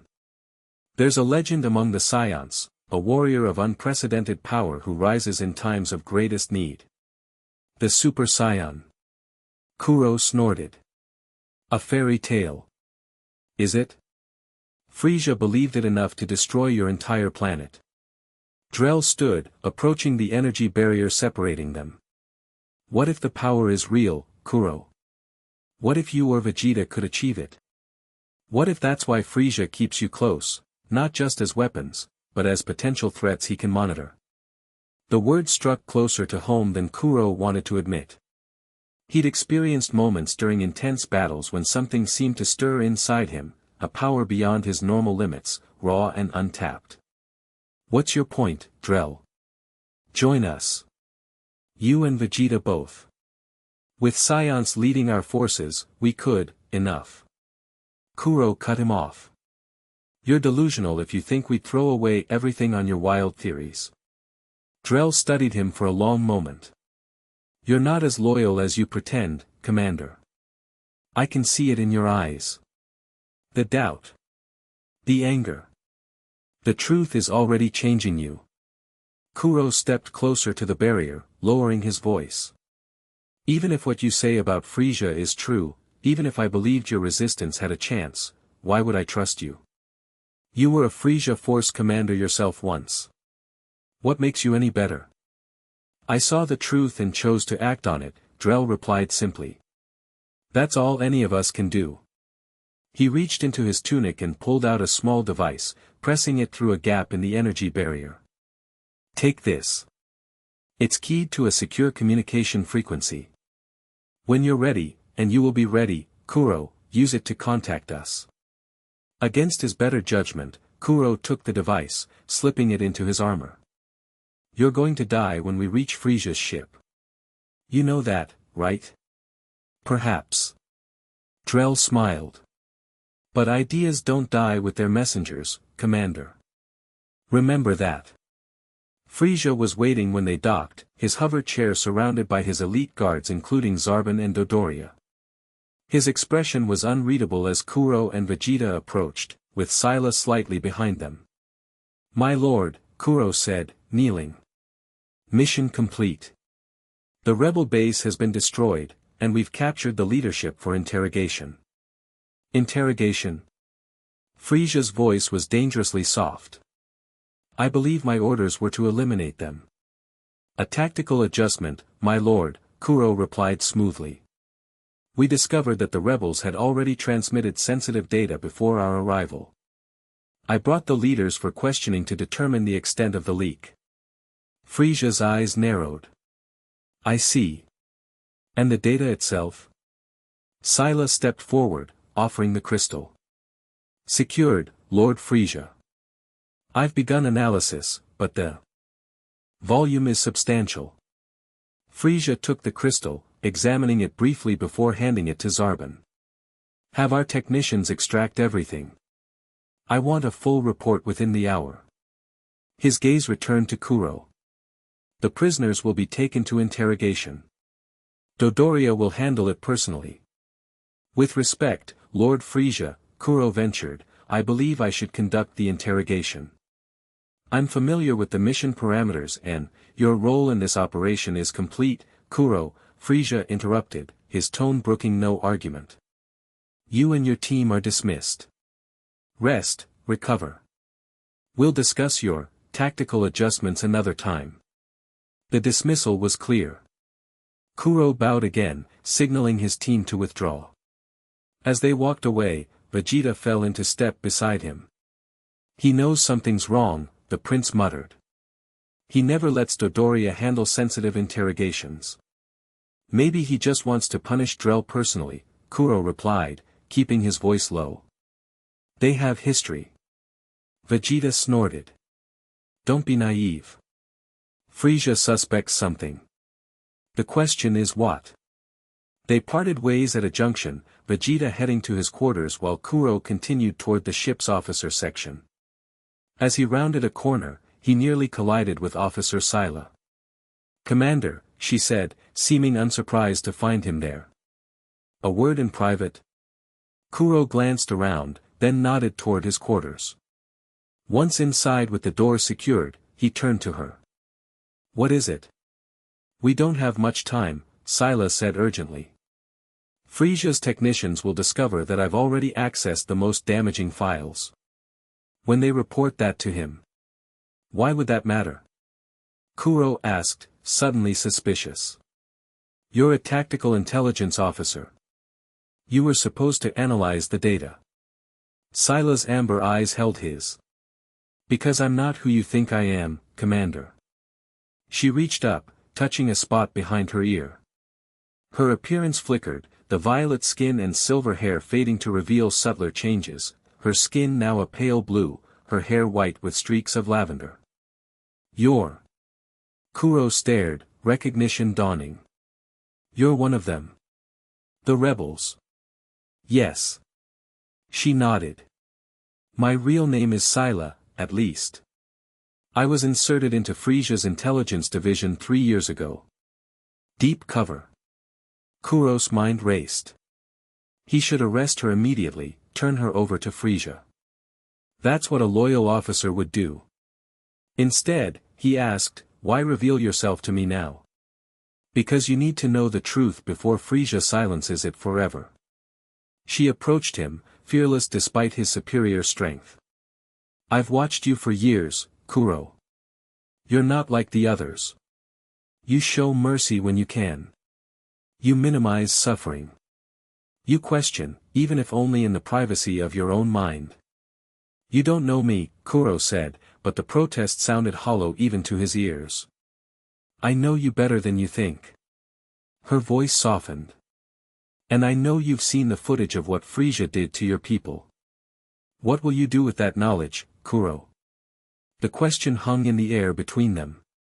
What would he do? What could he do? Challenge the most powerful being in the universe? Flee and spend his life as a hunted fugitive? Continue serving the monster who had destroyed his world? Before he could answer, his scouter beeped. Commander Kuro, report to detention block immediately. Lord FRIEZA's orders. Scylla's eyes widened. It's starting. He knows. Knows what? That you're a spy. That the truth is spreading. She grabbed his arm. Kuro, you have to make a choice now. Not tomorrow, not later, now. Once FRIEZA moves against you, it will be too late. Against me? I've done nothing, you've seen the truth, she interrupted. That's enough for him. Why do you think he keeps the Scions separated on missions most of the time? Why he pits you and Vegeta against each other? He fears your potential, especially together. Kuro's scouter beeped again, more insistently. Commander Kuro, acknowledge and report immediately. He tapped the scouter. Acknowledged. On my way. Then he looked at Scylla. Stay here. Don't leave these quarters until I return. And if you don't return? The question struck him like a physical blow. For the first time, Kuro faced the possibility that FRIEZA, the being he'd served his entire life, might see him as expendable. Then use this, he said, pulling out the communication device Drell had given him. It's keyed to the resistance frequency. Scylla took it, surprise evident on her face. You kept it? Insurance, Kuro said, heading for the door. Nothing more. But they both knew it was something more. It was the first step on a path Kuro had never imagined taking, a path away from FRIEZA. The detention block was eerily quiet when Kuro arrived. No guards at the entrance, no technicians at the monitoring stations. Just silence and the low hum of energy barriers. His senses immediately heightened, alert for danger. This wasn't standard procedure for any interrogation, much less one involving high-value prisoners. As he moved through the corridors, the stillness was broken by a wet, gurgling sound from one of the cells. Kuro approached cautiously, then froze at what he saw. Corvin Drell lay on the floor, blood pooling around him from multiple wounds. His chest still rose and fell with shallow breaths, but it was clear he wouldn't survive much longer. Kuro deactivated the energy barrier and knelt beside the dying rebel. Drell? What happened? The man's eyes fluttered open, recognition dawning through the pain. Kuro. They know about the transmission. He coughed, blood spattering his lips. Run. Save yourself. Who did this? Dodoria? Drell managed a weak shake of his head. SP. Special Unit. Purple. A chill ran down Kuro's spine. The Ginyu Force. FRIEZA's elite warriors, deployed only for the most critical missions. If they were here. The others? Kuro asked, already knowing the answer. All dead, Drell confirmed, his voice fading. They wanted names of spies in FRIEZA's ranks. His hand suddenly gripped Kuro's armor with surprising strength. I didn't tell them about Scylla. But they already suspect you. Kuro's blood ran cold. Me? Why would they suspect me? Drell's eyes were growing distant. Because, you're a scion, with a conscience. FRIEZA's greatest fear. His grip loosened, hand falling to the floor. Remember, the legend. Super. The word died with him, but Kuro didn't need to hear it completed. Super Saiyan. The legend that had frightened FRIEZA enough to destroy an entire planet. Rising to his feet, Kuro knew he had only minutes before someone came to check on Drell, or on him. He had to decide, and quickly. His scouter beeped again. Commander Kuro, Lord FRIEZA requests your presence in his throne room immediately. Not an order this time, a request. Which meant it was a trap. Kuro tapped his scouter. Acknowledged. On my way. Then he removed the device and crushed it beneath his boot. Moving swiftly but silently, he made his way through the detention block.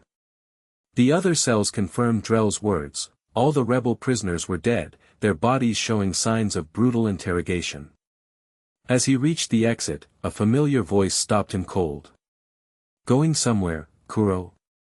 Zarbon stood in the doorway, arms crossed, expression unreadable.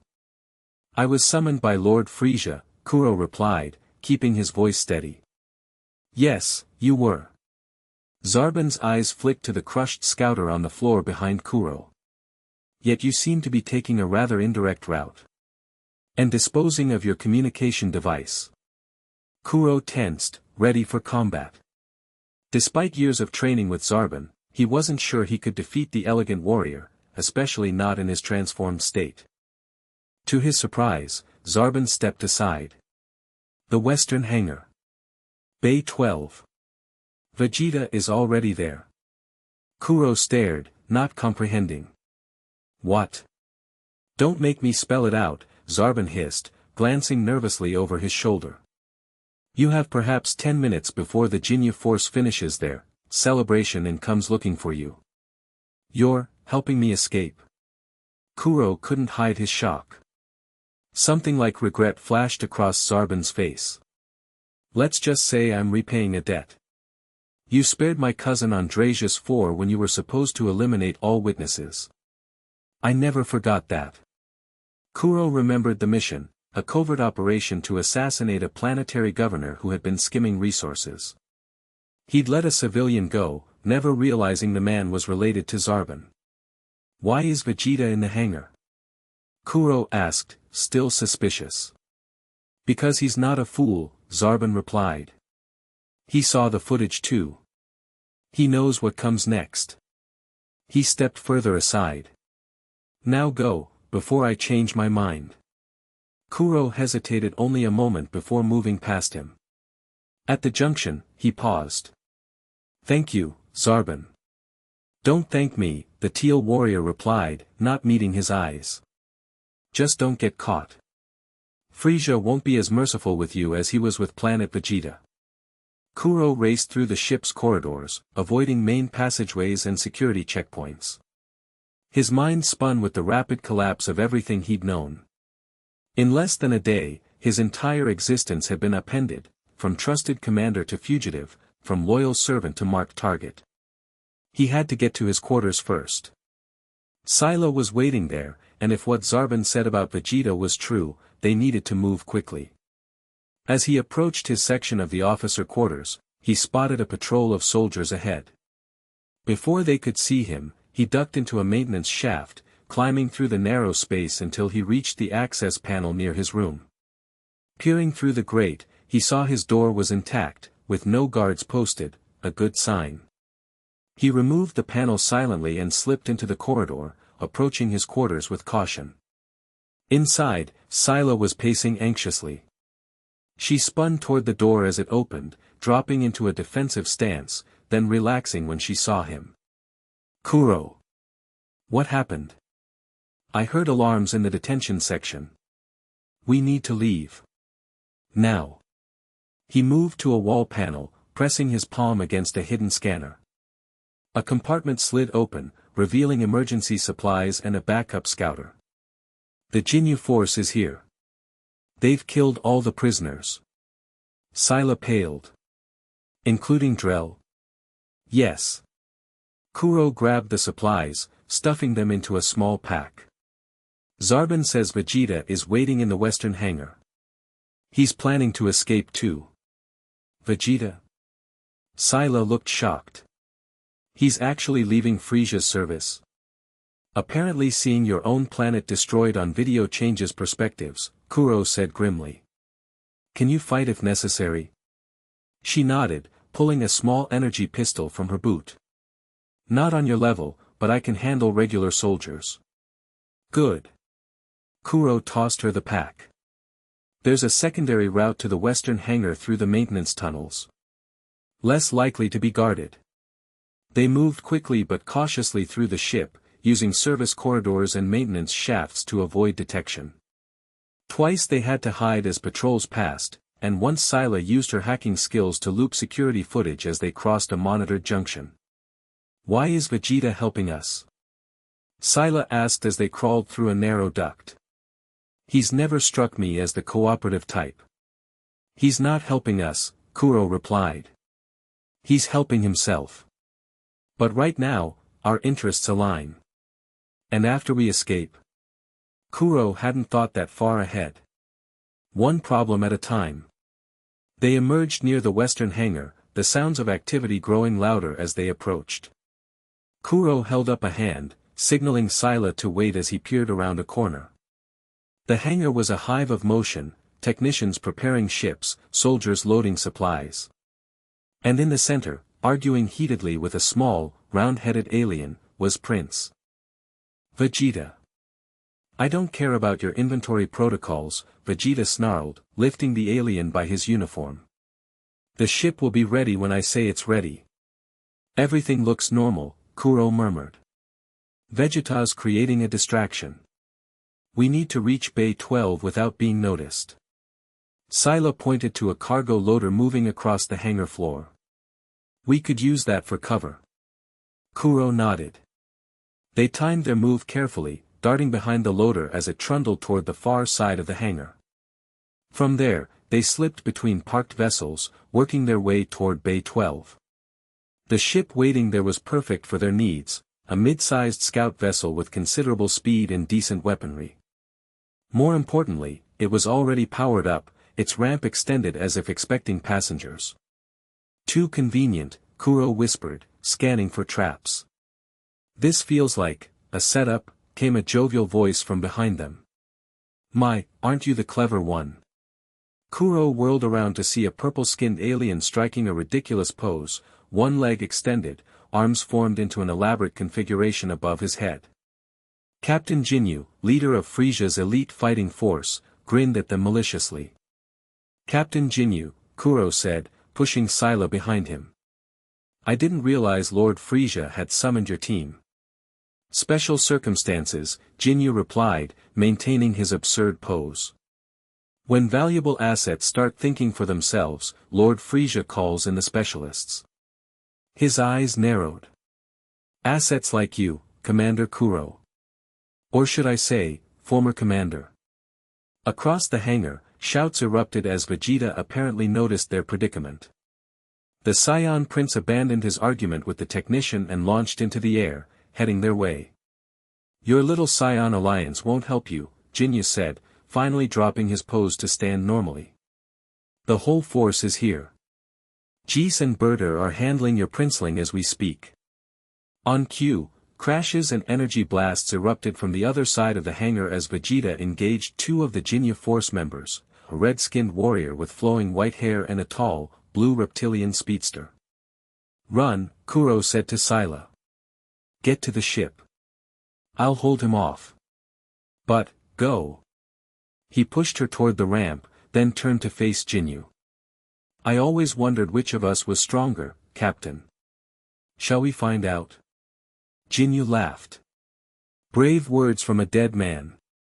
Lord FRIEZA was quite clear, you're to be eliminated. Both of you scions. Too much risk letting you live now that you know the truth. I've served FRIEZA loyally my entire life, Kuro said, dropping into his fighting stance. Is this how he repays dedication? Loyalty? Jinyu scoffed. You were a tool, monkey. A weapon pointed at FRIEZA's enemies. Nothing more. He cracked his neck. Now you're just a broken tool to be disposed of. With that, he attacked. Jinyu was fast, faster than Kuro had anticipated. The captain's first punch caught him across the jaw, sending him skidding backward.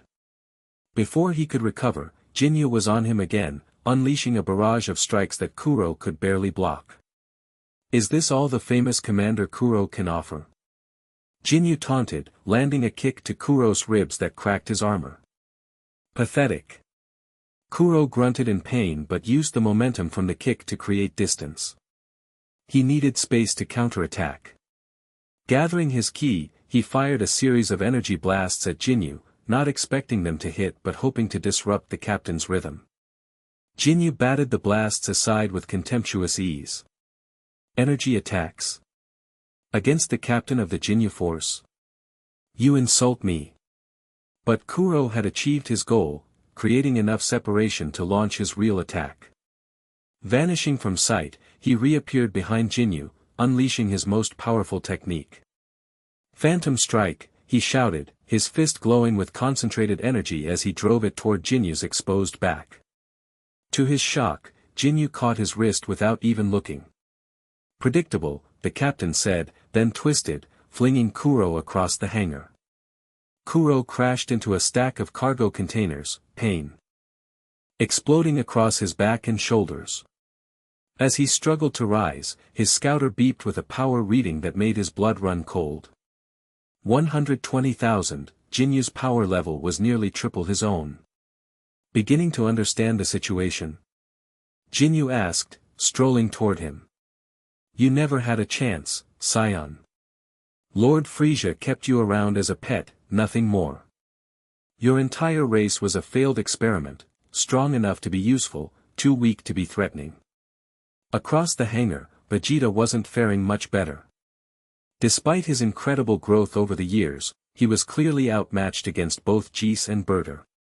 The Scion Prince fought with desperate ferocity, but his attacks were increasingly defensive. Give up, Kuro, Jinyu said, now standing over him. I'll make it quick. More than you deserve, really, but I respect a fellow officer. Something snapped inside Kuro at those words. Fellow officer. As if they were the same, both loyal servants to a tyrant who destroyed worlds on a whim. Both tools to be used and discarded. I am not your fellow anything, Kuro growled, a new energy building inside him. I am a Scion warrior.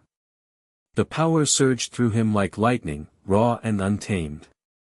His muscles bulged, his aura flared brighter, and for a moment, his black hair seemed to lift slightly, a golden tinge flickering at its edges. Jinyu's eyes widened. What the? Kuro launched himself forward with newfound speed, his fist connecting with Jinyu's face before the captain could react. The purple alien stumbled backward, genuine surprise replacing his arrogant smirk. Impossible, Jinyu muttered, wiping blood from his lip. Your power level just jumped to 90,000. But Kuro wasn't listening. The rage, the pure, unfiltered fury at years of manipulation and lies, drove him forward. He attacked Jinyu with everything he had, each strike powered by a lifetime of suppressed emotions. For nearly a minute, he pushed the captain back, landing blow after blow. Energy crackled around him, his aura shifting between blue and a strange golden hue that pulsed with his heartbeat. Then, as suddenly as it had come, the power surge began to fade. His muscles burned, his lungs heaved, and the golden tinge disappeared from his aura. Jinyu, recovering from his surprise, seized the opportunity. Interesting trick, Scion. But tricks won't save you. He counterattacked with renewed vigor, each blow precise and devastating. Kuro fought back desperately, but he was outmatched and tiring rapidly. A punch to his stomach doubled him over, followed by an elbow to the back of his neck that sent him crashing to the floor. Whatever that was, Jinyu said, breathing heavily, it's not enough. Lord FRIEZA was right to fear Scion potential, but potential unrealized is just wasted opportunity. He raised his hand for a killing blow, energy gathering at his fingertips. Goodbye, Commander Kuro. Solar flare. The hangar erupted in blinding white light.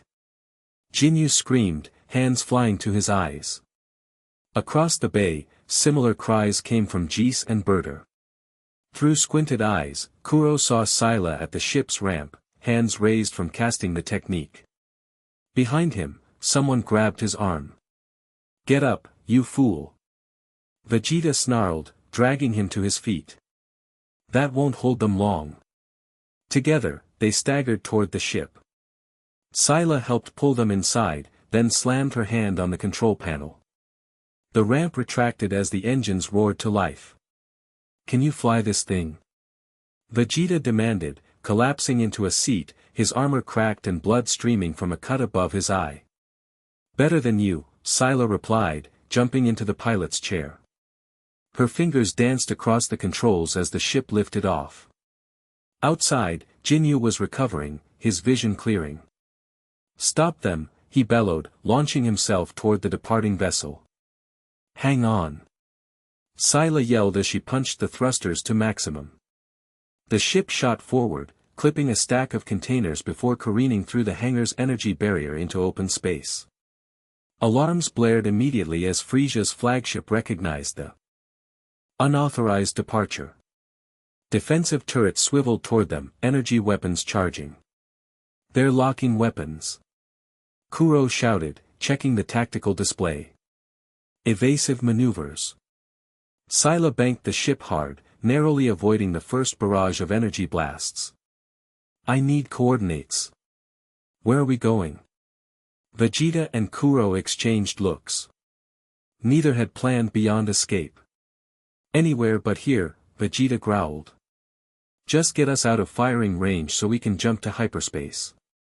More blasts rocked the ship as Scylla pushed the engines beyond safety limits. The flagship grew smaller behind them, but pursuit craft were already launching, sleek fighters designed for speed. They're gaining. Kuro reported, watching the tactical display. We can't outrun them. We don't need to outrun them, Scylla replied grimly. Just delay them. She flipped several switches overhead. Jettisoning fuel reserves, now. Behind them, the pursuing fighters flew directly into a cloud of highly volatile fuel. A single energy blast ignited it, creating a massive explosion that engulfed the lead vessels. Hyperspace in 3, 2, 1. Scylla pulled a lever, and the stars stretched into lines as the ship leaped into faster-than-light travel. The violent shaking subsided, replaced by the gentle hum of hyperspace engines. For a moment, the three fugitives sat in stunned silence, processing what had just happened. We made it, Kuro finally said, his voice hollow with disbelief. For now, Vegeta replied darkly. FRIEZA won't stop hunting us. Ever. Scylla secured the autopilot, then turned to face them. What happens now? Where do we go from here? It was the question Kuro had been avoiding since seeing that footage of planet Vegeta's destruction. What now? They were traitors to the most powerful being in the galaxy, fugitives with no allies, no resources, and no plan. Vegeta's face hardened into a mask of determination. Now. Now we prepare. We train. We become stronger than FRIEZA ever imagined possible. His eyes burned with hate and purpose. And then we kill him. Kuro looked at the prince, the proud, angry warrior who had been his rival and occasional mentor for years. Then at Scylla, the spy who had risked everything to show him the truth. Finally, he reached into his armor and pulled out Drell's communication device. First, he said quietly, we need allies. Chapter 3, Emperor's Fall. The stolen ship drifted through the darkness of an unmapped sector, its engines powered down to avoid detection. Inside, 3 fugitives hunched over a holographic map, faces illuminated by its eerie blue glow. "We can't keep running forever," Vegeta growled, stabbing a finger at a cluster of stars. "FRIEZA controls too much territory. His scouts are everywhere." Kuro nodded, studying the map. 6 weeks had passed since their escape from FRIEZA's flagship. 6 weeks of hiding, jumping from system to system, staying one step ahead of pursuit. "We need a plan beyond survival." "We have a plan," Vegeta snapped. "Get stronger, kill FRIEZA." "That's not a plan," Kuro replied. "That's a goal. The plan is how we get there." Scylla, who'd been silent until now, adjusted the hologram to display a different sector. "I have contacts in the resistance who can help. People who've been fighting FRIEZA for years." Vegeta scoffed. "Weaklings and idealists. What good are they against FRIEZA's power?" "Information," Scylla countered. "Resources. Safe harbors." Her amber eyes met his. "Not everything is solved through brute force, Prince." Before Vegeta could retort, the ship's alarm system blared. Kuro leapt to the cockpit, checking the scanners. "Patrol ship. FRIEZA force. They're scanning this sector. Can they detect us?" Scylla asked, joining him. "Not with our power levels suppressed and engines cold," Kuro replied. "But if they expand their search pattern." Vegeta pushed past them both, glaring at the readout. "Just one patrol ship? I say we destroy it. And announce our location to every FRIEZA force outpost in the quadrant." Scylla shook her head. "We need to remain hidden." "I'm tired of hiding," Vegeta snarled. "I'm a Saiyan warrior, not a cowering rat." Kuro understood the prince's frustration. The past weeks had been hard on them all, but especially Vegeta. The proud Saiyan prince wasn't built for stealth and evasion. Every fiber of his being demanded direct confrontation. "We'll fight FRIEZA," Kuro assured him. "But we need to be smart about it." The scanner beeped again. "They're changing course," Scylla reported. "Heading away from us." Tension eased from the cabin, but only slightly. These close calls were becoming more frequent as FRIEZA expanded his search. "We should contact Drell's allies," Kuro said, making a decision. "We need a proper base, training facilities, intelligence on FRIEZA's movements." Vegeta crossed his arms but didn't object. Even he had to acknowledge their current strategy wasn't sustainable. Scylla retrieved the communication device Drell had given Kuro. "The nearest resistance outpost is in the Magellan cluster. 3 days' journey if we avoid major shipping lanes." "Set course," Kuro ordered. "But approach with caution. For all we know, FRIEZA has infiltrated their ranks just as they infiltrated his." As Scylla programmed the coordinates, Kuro pulled Vegeta aside. "There's something else we need to discuss. Something that happened during my fight with Jinyu." Vegeta's expression shifted from irritation to interest. "The power surge. I saw it from across the hangar." "Your aura changed color." "Gold," Kuro confirmed. "Just for a moment. And my strength, it was unlike anything I've felt before." Vegeta's eyes narrowed. "The legend. The Super Saiyan transformation.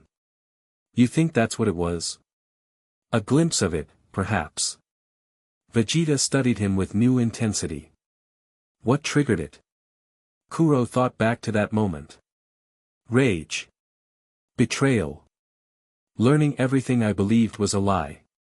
Emotional upheaval," Vegeta murmured. "The ancient texts mentioned something similar. A response to extreme need. Can you transform too?" Vegeta's jaw tightened. "I've tried. For years, I've pushed myself to breaking point, seeking that power." His fist clenched. "Nothing." Kuro heard the bitterness in Vegeta's voice.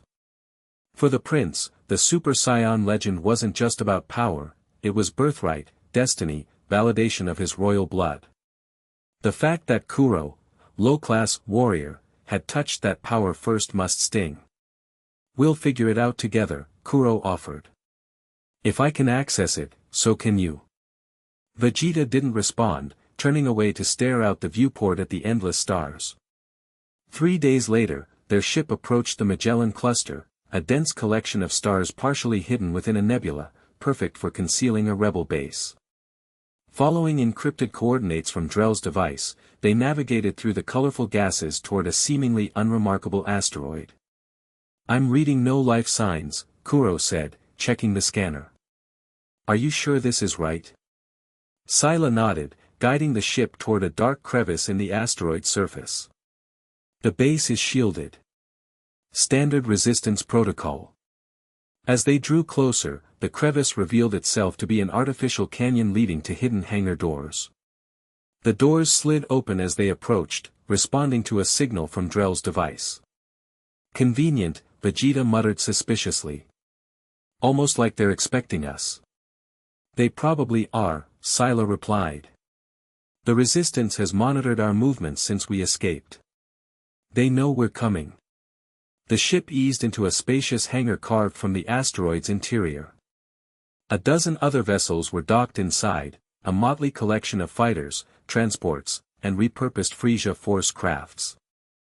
As their ramp extended, they were met by a welcoming committee, 5 armed individuals of various species, led by a tall, green-skinned humanoid with 4 arms. "State your business," the leader called, weapons trained on them. Kuro stepped forward, hands raised non-threateningly. "We seek asylum. We have information about FRIEZA's operations." "Many claim to flee FRIEZA," the green being replied. "Few are genuine. Fewer still bring anything of value." Sila moved to Kuro's side. "Tell Commander Talon that Sila of Dracius sends greetings. Code sequence, Nebula 7 Sundown." The leader's eyes widened slightly. He touched a communicator at his collar, speaking quietly. After a moment, he nodded to his team, and they lowered their weapons. "Follow me," he said. "Commander Talon will see you immediately." They were led through a network of tunnels and chambers carved into the asteroid. The base was larger than it appeared from outside, housing what looked like several hundred resistance fighters, technicians, and support staff. Commander Talon's office was a sparse, utilitarian room dominated by a large tactical display. The commander himself was human, or appeared human, a weathered man with short gray hair and a cybernetic left eye that glowed faintly blue. "Sila," he greeted, rising from his desk. "When we lost contact with you on FRIEZA's flagship, we feared the worst." "The situation evolved rapidly, Commander," she replied. "May I present Kuro and Prince Vegeta of the Saiyan race." Talon's cybernetic eye whirred as it focused on them. "Science in FRIEZA's inner circle." "This is unexpected." "Former inner circle," Kuro corrected. "We've learned the truth about what FRIEZA did to our planet." Talon studied them for a long moment. "And now you seek revenge?"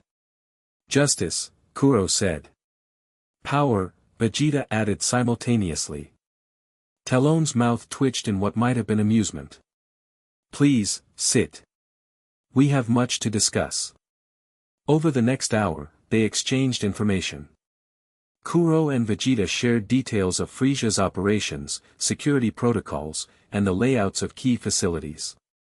In return, Talon revealed the scope of the resistance, a loose alliance of planets, species, and individuals united against FRIEZA's tyranny. "We've been fighting for nearly 2 decades, Talon explained. Slowly building our forces, gathering allies, striking where we can. Yet FRIEZA remains undefeated, Vegeta pointed out bluntly. "True," Talon acknowledged. "We lack the raw power to challenge him directly. But power isn't everything, Prince Vegeta. Sometimes victory comes from unexpected quarters." "Like what?" Kuro asked. Talon and Sila exchanged glances. There are artifacts, Talon said carefully. Objects of immense power scattered throughout the galaxy. Things FRIEZA either doesn't know about or hasn't been able to secure. What kind of artifacts? Vegeta demanded, suddenly interested. Various kinds. Weapons, technology from ancient civilizations, even items of a more mystical nature. Kuro leaned forward. Mystical how? Objects that can grant wishes, Scylla explained. Alter reality itself. Vegeta snorted dismissively. Fairy tales. No, Talon said firmly. I've seen their power firsthand. On a planet called Namek. The name meant nothing to Kuro, but Vegeta stiffened. Namek? That backwater? What could possibly? He stopped, eyes widening. The Dragon Balls. They're real. Talon nodded. 7 orbs that, when gathered, can summon a dragon capable of granting wishes. The Namekians have guarded them for generations. This changes everything, Vegeta muttered, more to himself than the others. Kuro glanced between them. What are Dragon Balls? Magical artifacts, Talon explained. Created by the Namekians centuries ago. Legend says they can grant any wish within the Creator's power, including resurrection of the dead. Or immortality, Vegeta added, a hungry gleam in his eyes. Kuro's mind raced with possibilities. Could they restore planet Vegeta? Bring back our people? Talon shook his head. The Namekian Dragon Balls have limitations. They can't revive someone who's been dead more than a year, and mass resurrection is beyond their power. Disappointment washed over Kuro, quickly replaced by determination. But they could still help us defeat FRIEZA. Potentially, Talon agreed. The problem is, Namek is deep in territory controlled by FRIEZA. Reaching it would be extremely dangerous. And there's another complication, Scylla added. Recent intelligence suggests FRIEZA has learned about the Dragon Balls. He's been searching for them himself. Then we need to move quickly, Kuro said, rising to his feet. Before he finds them. Vegeta stood as well. For once, we agree. We leave for Namek immediately. Not so fast, Talon cautioned. You can't just charge in. FRIEZA likely has forces there already. You need a plan, support, intelligence. What we need is action, Vegeta snapped. Every moment we delay gives FRIEZA more time to find the Dragon Balls. Kuro placed a hand on Vegeta's shoulder, surprised when the prince didn't immediately shrug it off. Talon's right, Vegeta. We do this smart or we don't do it at all. Vegeta glared but eventually nodded curtly. Good, Talon said. We'll prepare a mission plan. In the meantime, you should rest, train, regain your strength. We have facilities here you can use. As they turned to leave, Talon added, one more thing. If you're serious about challenging FRIEZA, there's someone else you should meet. Another survivor of your race. Both Scions froze. Another Scion? Kuro asked, disbelief evident in his voice. Here. Arrived 6 months ago, Talon confirmed. His name is Raditz. The training arena echoed with the sounds of combat as 2 Scions clashed at speeds barely visible to the observers. Kuro and Raditz had been sparring for nearly an hour, testing each other's limits, learning each other's techniques.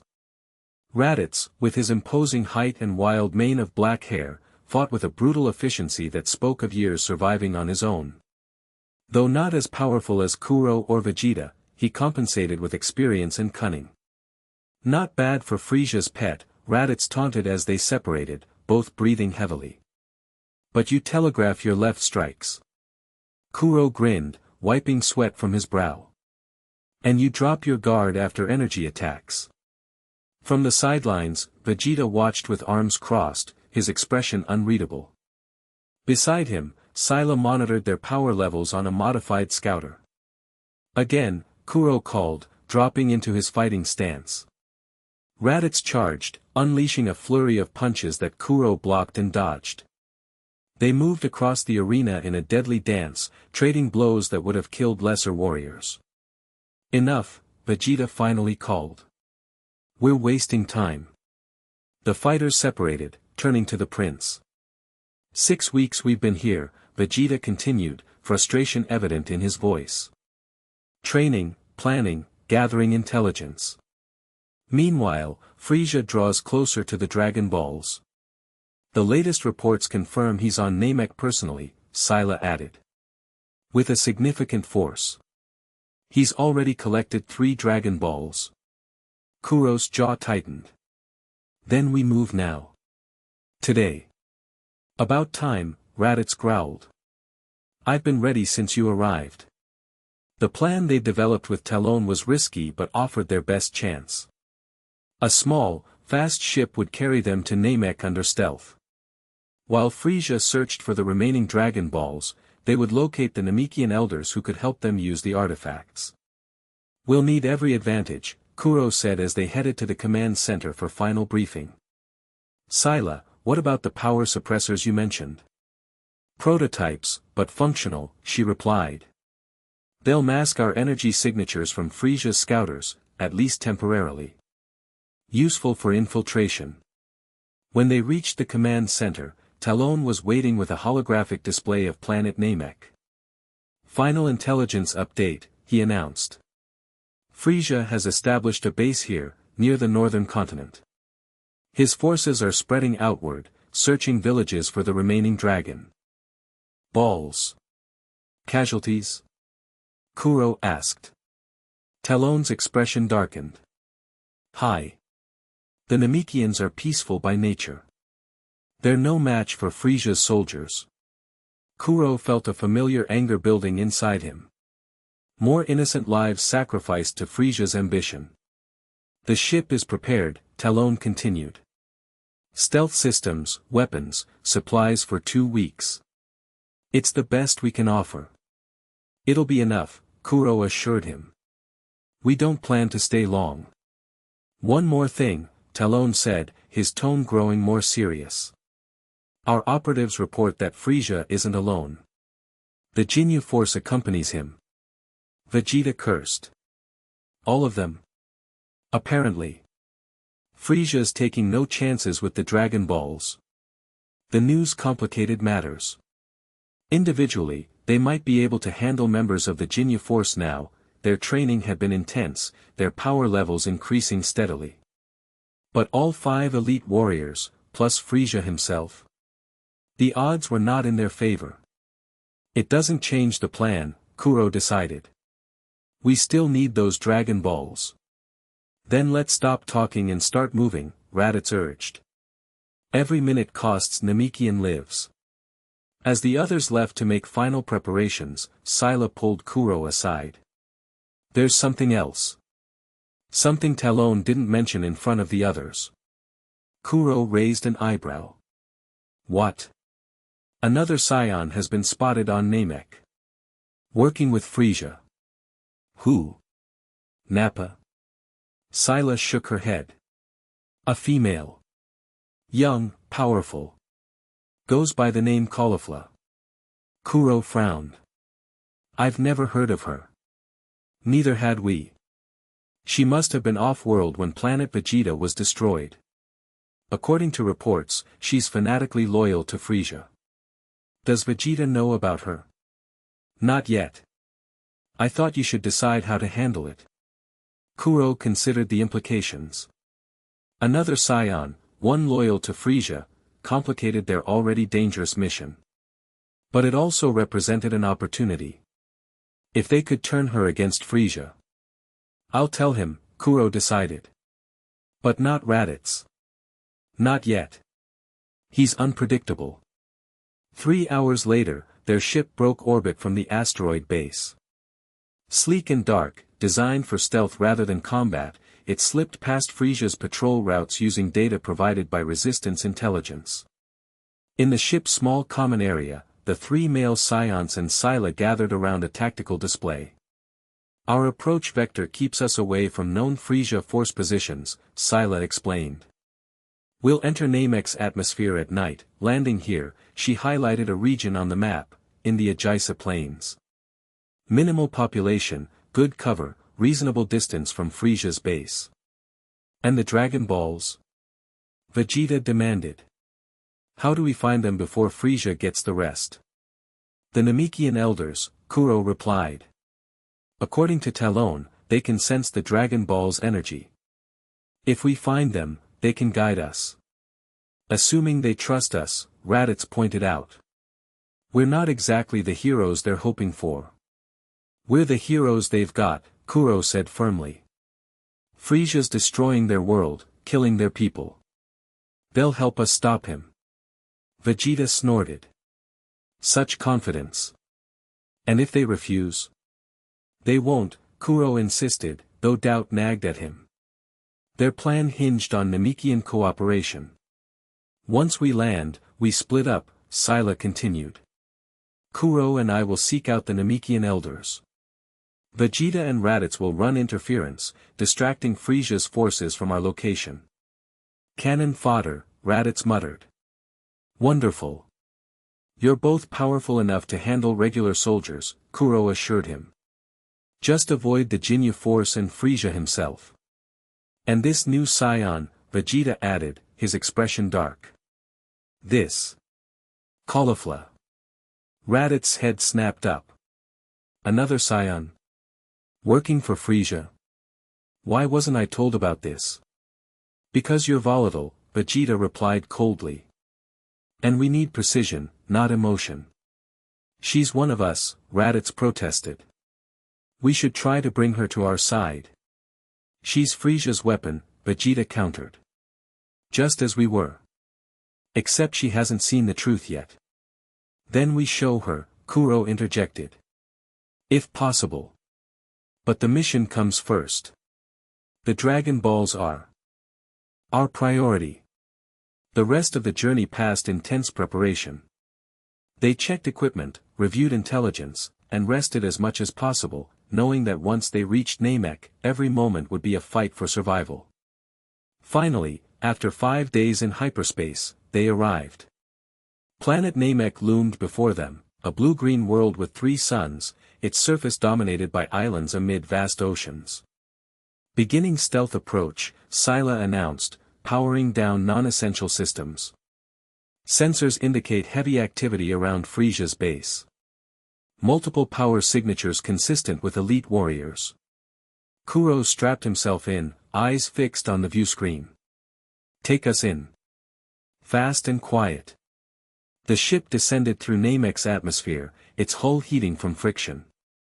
They had disabled external lights and navigated using passive sensors only, hoping to avoid detection. As they broke through the cloud layer, Namek's landscape spread beneath them, turquoise waters, blue grass, sparse forests of peculiar trees with bulbous tops. In the distance, clusters of white, organic-looking buildings dotted the shorelines. There, Scylla pointed. The Aegisa Plains. We can set down behind that ridge. She guided the ship to a gentle landing in a secluded valley. As the engines powered down, everyone tensed, listening for alarms or approaching enemies. Nothing. They'd made it undetected. Power suppressors, Kuro ordered, and Scylla distributed small devices that attached behind their ears. These will mask our energy signatures from scouters. Use them when near FRIEZA's forces. Outside, Namek's 3 suns created an eerie, eternal daylight. The air was thick but breathable, carrying unfamiliar scents. Remember the plan, Kuro said as they gathered their supplies. Find the elders, locate the Dragon Balls, avoid direct confrontation with FRIEZA or the Jinyu force. Vegeta scoffed. Hide and seek. Not exactly the Scion way. Neither is dying pointlessly, Kuro countered. We fight when it serves our purpose, not for pride. With a final check of their equipment, they split into 2 teams. Vegeta and Raditz headed north, planning to create distractions far from the Namekian settlements. Kuro and Scylla moved west, toward a village Talon's intelligence suggested might harbor an elder. Kuro and Scylla traveled quickly but cautiously, using natural cover when possible. With the power suppressors active, they couldn't fly, the energy emission would be detected, so they moved on foot across the alien landscape. "How are you holding up?"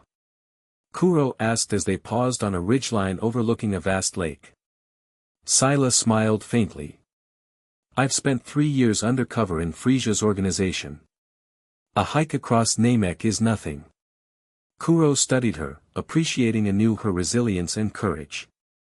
In the 2 months since their escape, they'd grown close, not romantically, not yet, but with a deep trust born of shared danger and purpose. "The village should be just beyond that peninsula," Scylla said, consulting her scanner. "No FRIEZA force energy signatures detected nearby. We might actually catch a break." Kuro wasn't convinced. "Stay alert anyway. The suppressors hide us from them, but they might have other detection methods we don't know about." They continued toward the village, moving from ridge to maintain visual cover. As they drew closer, Kuro began to sense something wrong. "It's too quiet," he murmured, dropping to a crouch behind a rock formation. "A village should have activity, movement." Scylla frowned, adjusting her scanner. "I'm reading life signs, but they're clustered in one building. Could be hiding. Or captured. Let's approach from different angles. You circle left, I'll go right. If you see anything suspicious, don't engage, fall back and we'll regroup." Scylla nodded, disappearing into the blue foliage with practiced stealth. Kuro moved in the opposite direction, senses hyperalert. The village consisted of about 20 dome-shaped buildings arranged in a rough circle around a central plaza. As Kuro drew closer, he spotted the first body, a Namekian warrior, green skin charred by energy blasts, lying face down at the village perimeter. More bodies appeared as he advanced, a grim trail leading to the plaza. FRIEZA's forces had already been here. Keeping to cover, Kuro worked his way to the largest building, presumably the village elder's home. Inside, he could sense multiple energy signatures, some Namekian, others, not. He peered through an oval window and felt his blood boil. Inside, a group of Namekians, including children, huddled against one wall, guarded by 3 FRIEZA force soldiers. A 4th soldier, clearly the leader, stood over an elderly Namekian seated in an ornate chair. "Last chance, old man," the leader was saying. "Tell us where you've hidden your Dragon Ball, or we start executing your people." One by one. The elder's face remained impassive. "I have told you the truth. Our Dragon Ball was taken to Grand Elder Guru for safekeeping. We do not have it." "Wrong answer." The leader raised his arm, energy gathering around his hand as he pointed at a Namekian child. "Perhaps watching the young ones die will improve your memory." Kuro had seen enough. He tapped his communicator twice, the signal for Scylla to hold position, and deactivated his power suppressor. Inside the building, the soldiers' scouters beeped simultaneously. The leader frowned, checking the reading. Power level 45,000. What the? Kuro crashed through the window, moving so fast the soldiers barely had time to register his presence. 2 went down before they could raise their weapons, precise strikes rendering them unconscious. The 3rd managed to fire an energy blast that Kuro deflected into the ceiling. A quick chop to the neck dropped him beside his comrades. The leader, more skilled than his subordinates, backed away, scouters still beeping frantically. "A scion? Here." He reached for his communicator. "Squad 7 to base. We've encountered." He never finished the transmission. Kuro closed the distance in a heartbeat, crushing the communicator and the soldier's hand in one motion. "That's not nice," Kuro said, lifting the man by his armor. "I'm trying to have a private conversation here." "You're dead," the soldier gasped, despite his predicament. Lord FRIEZA isn't here right now," Kuro interrupted. "But I am. And I have questions." The Namekians watched in stunned silence as Kuro extracted information from the terrified soldier, details about FRIEZA's operation, the Dragon Balls he'd already collected, the locations his forces were searching next. When he'd learned everything useful, Kuro knocked the soldier unconscious and turned to the elder. "I apologize for the intrusion. And for what these men did to your people." The elder studied him with ancient eyes. "You wear the same armor as they do, yet you fight against them. Who are you, warrior?" "My name is Kuro. I'm a scion, and an enemy of FRIEZA." He glanced at the window as Scylla slipped through. "We're here to stop him from using the Dragon Balls." "For what purpose?" the elder asked. "To claim their power for yourself?" Kuro shook his head. "To prevent FRIEZA from becoming immortal. To end his reign of terror once and for all." The elder considered this, then nodded slowly. "I am Elder Muri. The Dragon Balls are sacred to our people, not weapons to be used in war. But FRIEZA leaves us no choice." He gestured to the unconscious soldiers.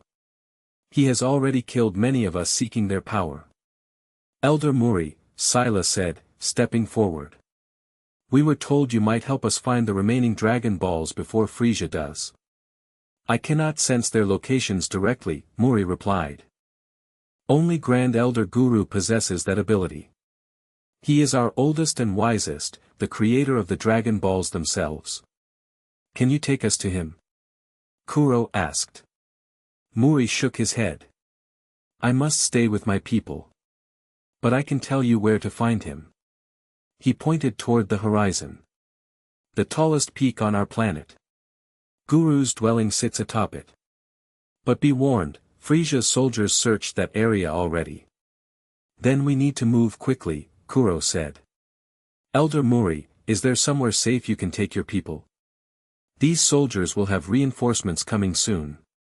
"There are caves in the mountains," Muri replied. "We have used them in times of danger before. Go there. Now. We'll deal with FRIEZA." As the Namekians gathered their few possessions, Muri approached Kuro again. "You face impossible odds, scion. FRIEZA's power is beyond measure." "So I've been told," Kuro replied with a grim smile. "But I've been disappointing expectations my whole life." Outside the village, Kuro contacted Vegeta and Raditz, updating them on the situation. "We're heading to Grand Elder Guru's. He can help us locate the Dragon Balls." "We've encountered resistance," Vegeta reported, the sound of energy blasts audible in the background. "Created quite a distraction. FRIEZA's forces are scrambling to respond." "Good. Keep it up, but stay mobile. Don't let them surround you."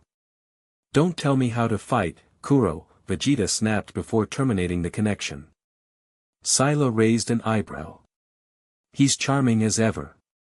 "He's doing his part," Kuro replied. "Now we do ours." They reactivated their power suppressors and set out toward the distant peak Muri had indicated. The journey would take hours on foot, but flying remained too risky with FRIEZA's forces patrolling the skies.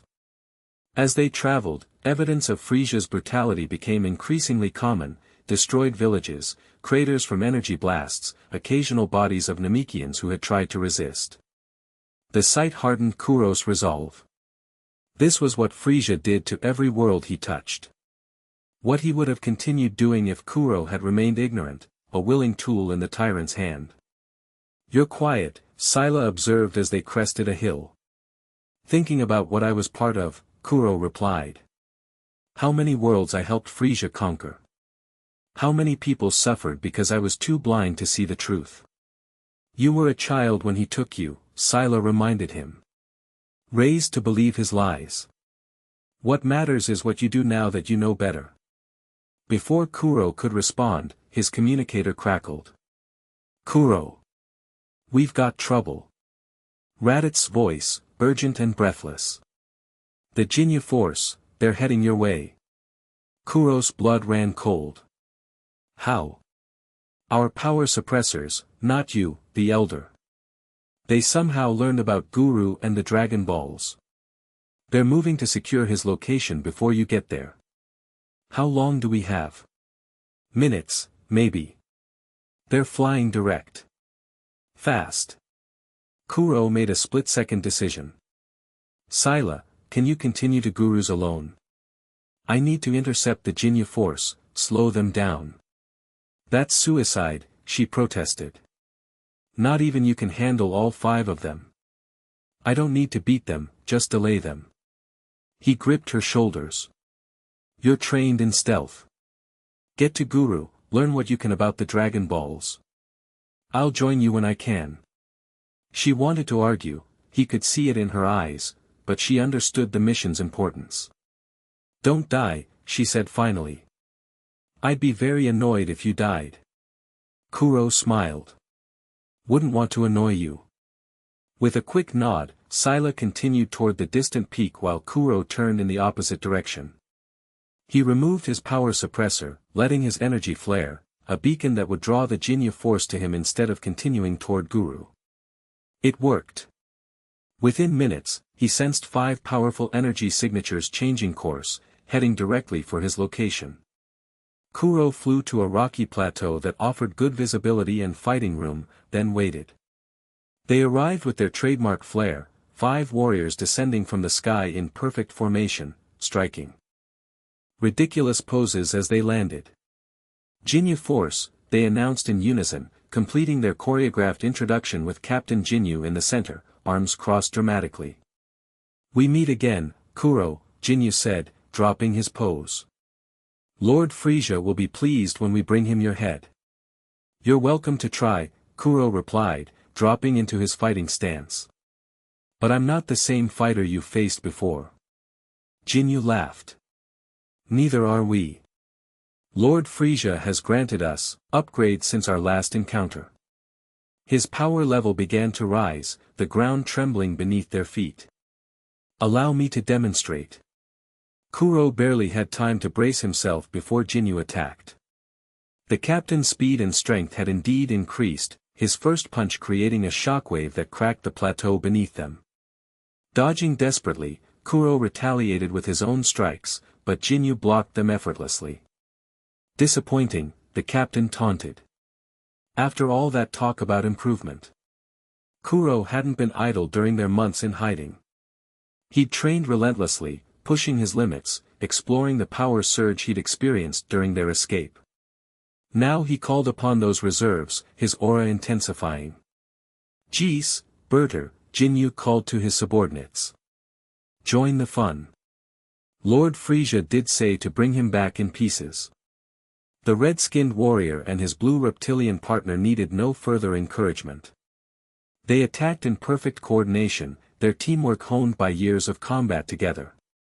Kuro found himself fighting 3 elite warriors simultaneously, each powerful enough to give him trouble individually.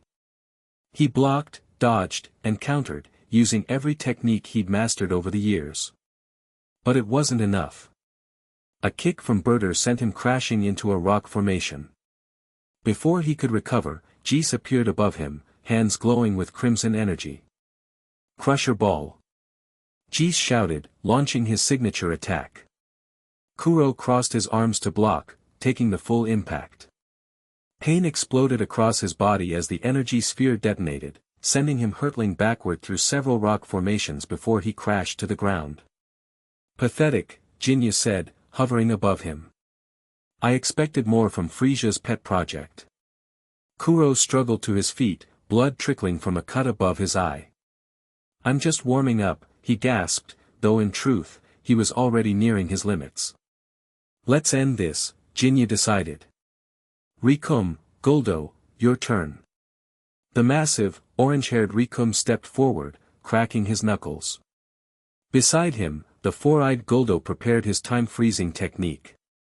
Kuro braced himself for their combined assault, knowing he couldn't win but determined to buy Scylla as much time as possible. Just as Rikum began his attack run, a brilliant flash of energy cut across the plateau, forcing the Jinyu force to scatter. Starting the party without me? Vegeta called, landing beside Kuro. How inconsiderate. Vegeta. Jinyu snarled. 2 traders for the price of 1. Lord FRIEZA will be most pleased. Lord FRIEZA can choke on his own tail, Vegeta replied, dropping into his fighting stance. Kuro, you look terrible. Thanks for noticing, Kuro managed, grateful for the reprieve. Where's Raditz? Creating a diversion elsewhere. Thought you could use a hand. The odds were still heavily against them, 2 Scions versus 5 enhanced elite warriors. But Vegeta's arrival had changed the dynamic. Where Kuro fought with precision and adaptability, Vegeta brought raw power and ferocity. I'll take Jinyu, Vegeta declared. You handle the underlings. Such arrogance. Jinyu laughed. Let me show you the difference between us, princeling. What followed was the most intense battle of Kuro's life. While Vegeta engaged Jinyu in a devastating exchange of blows that shattered the landscape around them, Kuro faced the remaining Jinyu Force members. Guldo's time-freezing ability made him particularly dangerous, forcing Kuro to attack before the small alien could hold his breath. Rikum's raw power and durability meant conventional attacks barely phased him.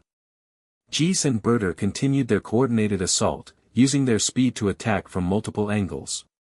Getting tired, Scion? Jis taunted as Kuro blocked another combination. You can't keep this up forever. He was right. Despite his increased power, Kuro was being worn down. Each exchange left him slower, each impact more painful. Across the battlefield, Vegeta wasn't faring much better against Jinyu's enhanced abilities. Then, just as defeat seemed inevitable, Kuro felt it again, the same power that had surged during his fight with Jinyu on Frieza's flagship. A burning sensation deep within, raw and primal. No. Jis muttered, his scouter beeping frantically. His power level is increasing. Kuro's aura flared brighter, golden sparks dancing through the usual blue. His muscles bulged slightly, veins standing out across his arms and neck. With a cry that was part pain, part liberation, he unleashed the building energy. The resulting explosion threw the Jinyu Force members backward. When the dust cleared, Kuro stood transformed, not fully, not yet, but changed.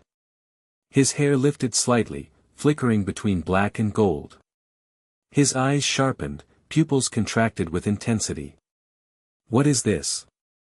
Rikum demanded, scouter shattered from the power surge. Kuro didn't answer. He moved, faster than before, appearing before Guldo in an instant. A single strike sent the time manipulator crashing through multiple rock formations. Jis and Berter attacked simultaneously, their coordination perfect as always. But Kuro was everywhere and nowhere, dodging their strikes with ease, countering with devastating precision. Berter went down first, a kick to his midsection folding him like paper. Jis followed seconds later, a series of punches overwhelming his defenses before a final energy blast sent him hurtling into the distance. Rikum, witnessing his teammates' defeat, charged with a bellow of rage. Rikum eraser gun, he shouted, opening his mouth to fire his powerful beam attack. Kuro met the beam head-on, his hands glowing with concentrated ki. With a roar of effort, he deflected the energy upward, where it exploded harmlessly in Namek's atmosphere. Before Rikum could react, Kuro closed the distance between them. This is for the Namekians, he said coldly, then unleashed a barrage of strikes too fast to follow. Rikum collapsed, unconscious before he hit the ground. Across the battlefield, Vegeta and Jinyu had noticed the change. Their battle paused momentarily as both stared at Kuro's transformed state. Impossible, Jinyu whispered. The legends were true.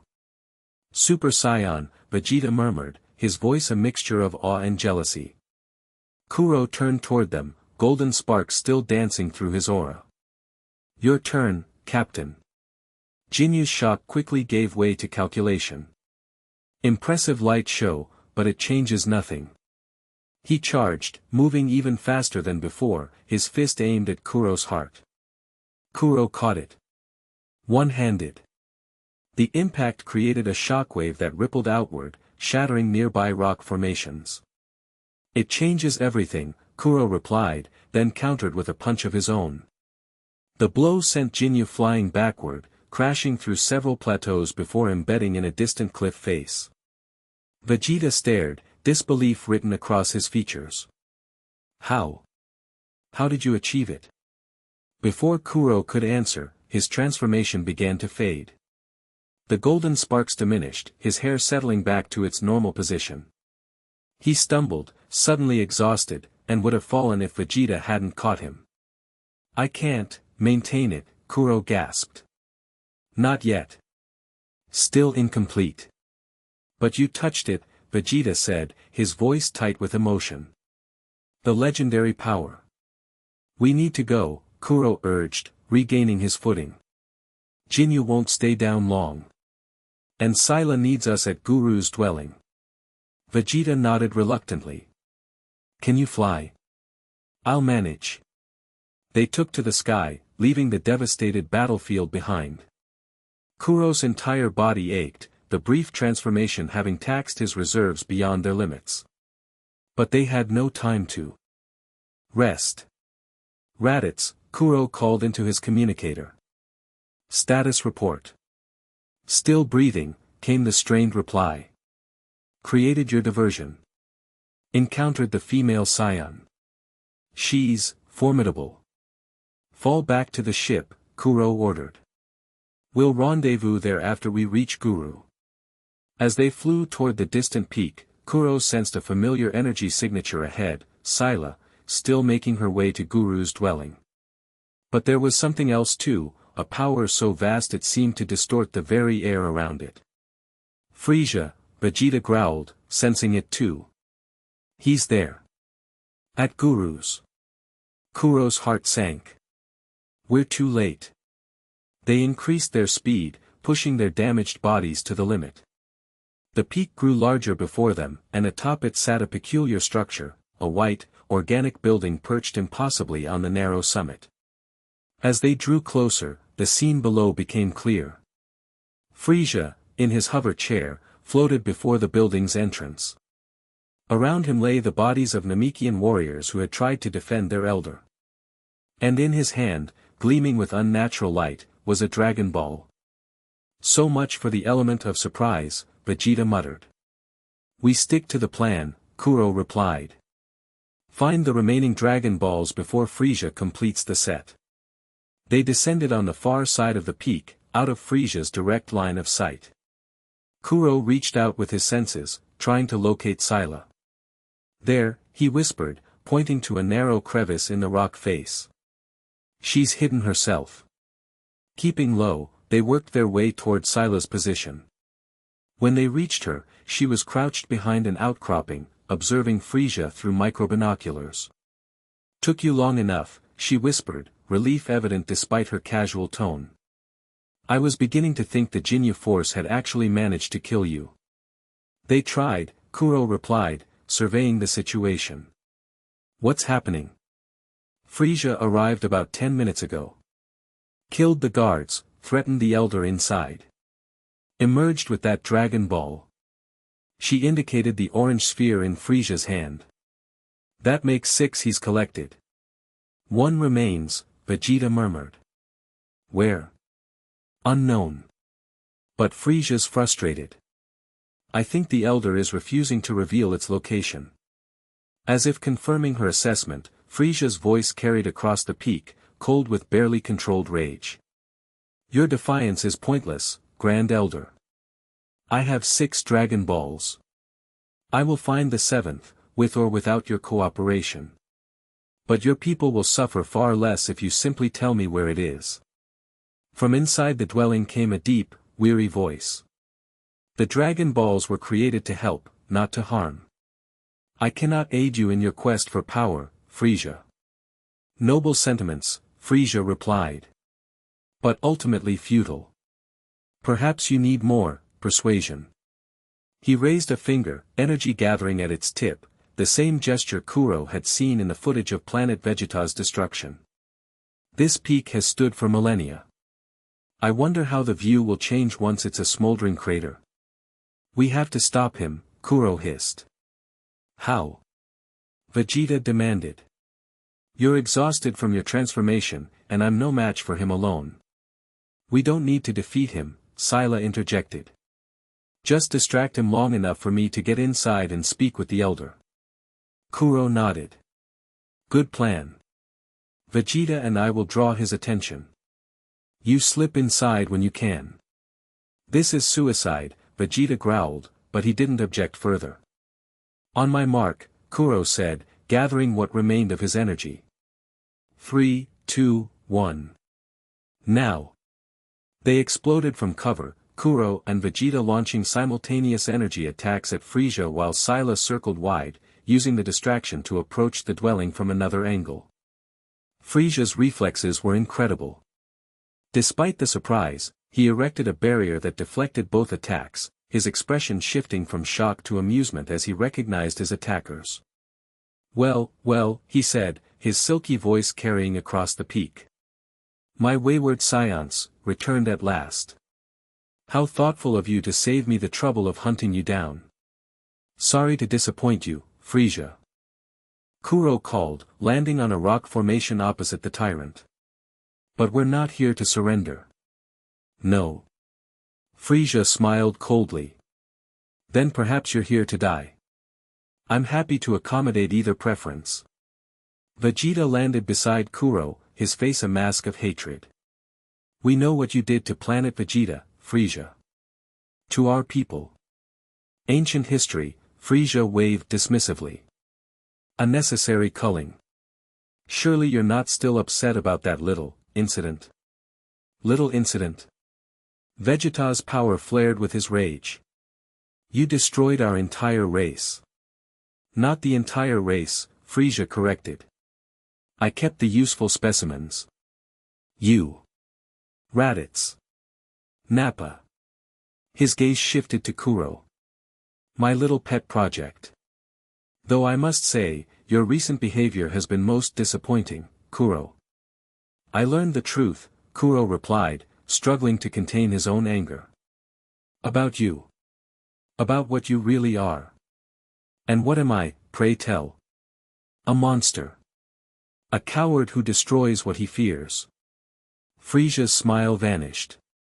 Fear? I fear nothing. Least of all monkeys playing at rebellion. Then why destroy planet Vegeta? Kuro pressed. Why exterminate the scions? Was it because of the legend? The Super Saiyan who would rise to challenge you? Something flickered in FRIEZA's eyes, a moment of genuine emotion breaking through the cold facade. Legends and prophecies are for the weak-minded. I destroyed the scions because they were becoming too numerous, too ambitious. Nothing more. Lie to yourself if you must, FRIEZA, Kuro said. But we know the truth. And soon, so will the entire galaxy. FRIEZA's tail lashed behind him, the only outward sign of his growing anger. Enough talk. You've interrupted my business with the Namekian elder. I'll deal with you, then return to more important matters. He raised a hand, energy gathering at his fingertip. Who dies first, I wonder? The prince who failed his people? Or the pet who bit the hand that fed him? Neither, came a new voice. All heads turned to see a figure hovering above them, female, with spiky black hair and a scion tail wrapped around her waist.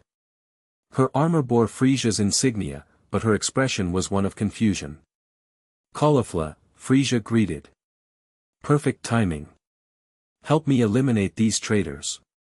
Caulifla descended slowly, her eyes moving from FRIEZA to the two male scions.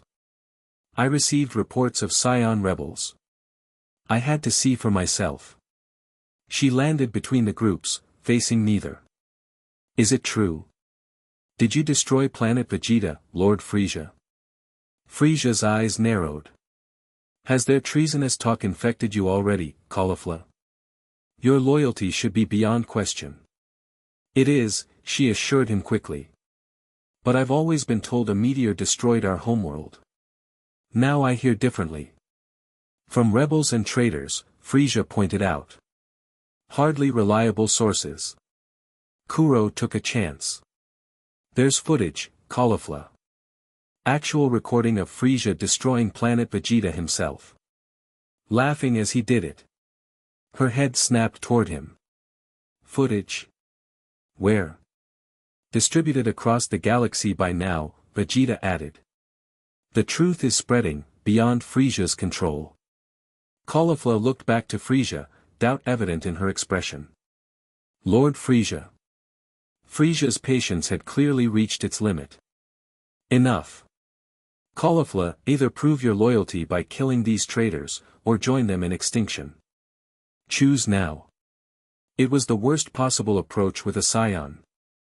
Ultimatums never worked well with their proud, independent nature. Kuro could see the shift in Caulifla's stance, the hardening of her expression. I've served you faithfully for years, she said to FRIEZA. Conquered worlds in your name. Killed for you. All while believing a lie. Your beliefs are irrelevant, FRIEZA snapped. Your obedience is all that matters. No, Caulifla said softly. Then louder, no. I won't be your puppet anymore. FRIEZA's expression darkened. So be it. Die with your kinsman, scion trash. The energy at his fingertip expanded rapidly, forming a deadly beam aimed directly at Caulifla's heart. But before it could connect, something intercepted it, Kuro, moving faster than even he thought possible, throwing himself into the beam's path. The impact sent him crashing to the ground, armor shattered, blood seeping from a wound in his chest. But he'd succeeded, Caulifla lived, now firmly aligned against FRIEZA. Kuro! Vegeta shouted, genuine concern breaking through his usual disdain. Caulifla stared in shock. Why? You don't even know me. We're scions, Kuro managed, struggling to rise. The last of our kind. We stand together. FRIEZA's laugh cut through the moment. How touching. The monkeys forming a little family. His hover chair rose higher. But family reunions are so tedious, don't you think? Allow me to cut this one short. Energy gathered around him, far more intense than before. The air itself seemed to distort with the power he was channeling. Watch closely, FRIEZA said. This is the same technique I used on Planet Vegeta. A fitting end for the last science. As the death ball grew above FRIEZA's finger, expanding to massive proportions, Kuro frantically searched for options. He was injured, his power depleted from the earlier transformation. Vegeta and Caulifla were strong, but not strong enough to counter an attack that could destroy planets. Then he sensed it, a flare of energy from inside Guru's dwelling. Scylla had succeeded in reaching the Elder. Moments later, the ground began to darken as clouds gathered overhead. The previously clear sky filled with swirling darkness, crackling with lightning. What's this? FRIEZA demanded, his death ball still growing. Some Namekian weather manipulation? No, Kuro replied, a smile spreading across his face despite the pain. That's the dragon. FRIEZA's eyes widened as realization struck. The seventh ball. No. He abandoned his attack, the death ball dissipating as he shot toward Guru's dwelling. Stop them.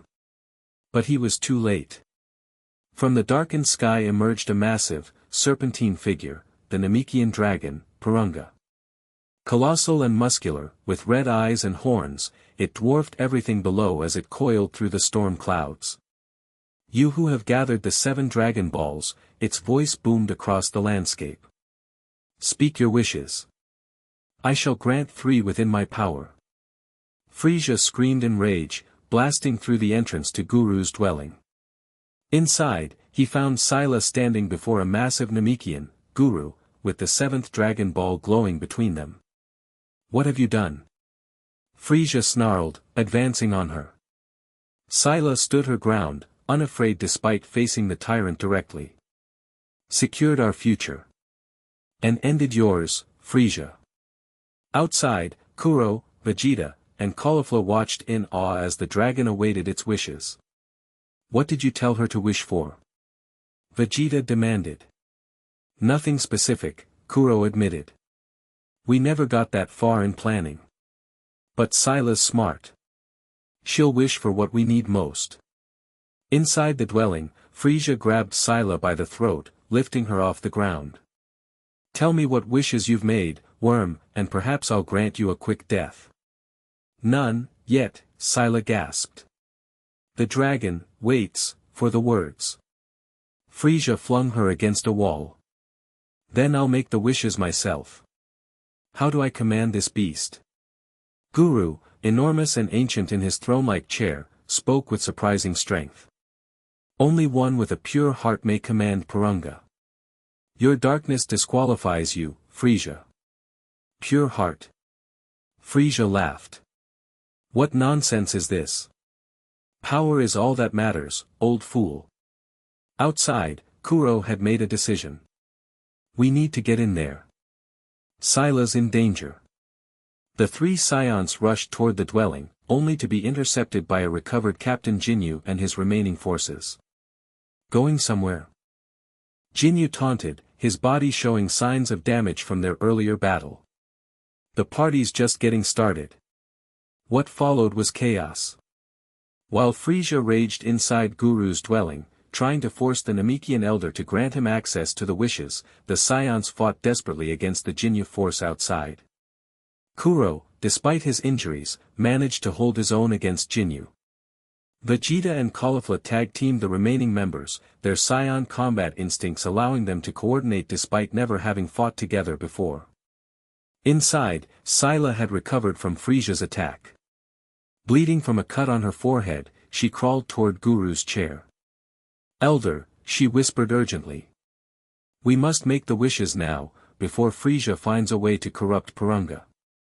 Guru nodded, his ancient face lined with determination. Speak your wishes in Namekian.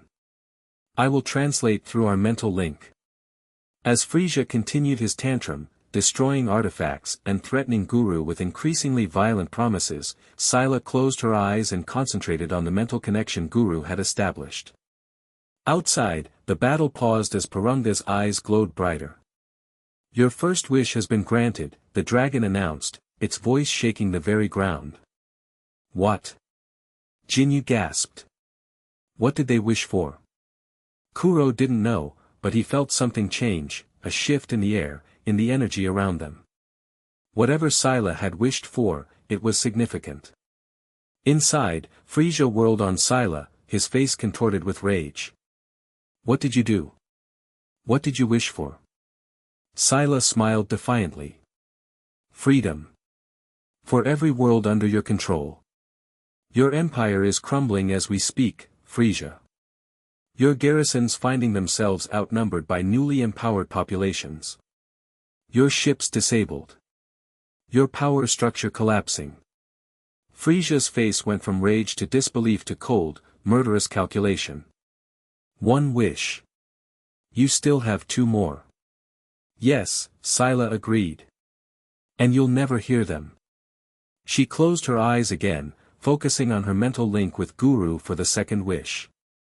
FRIEZA moved with blinding speed, his hand plunging through her chest before she could complete it. No.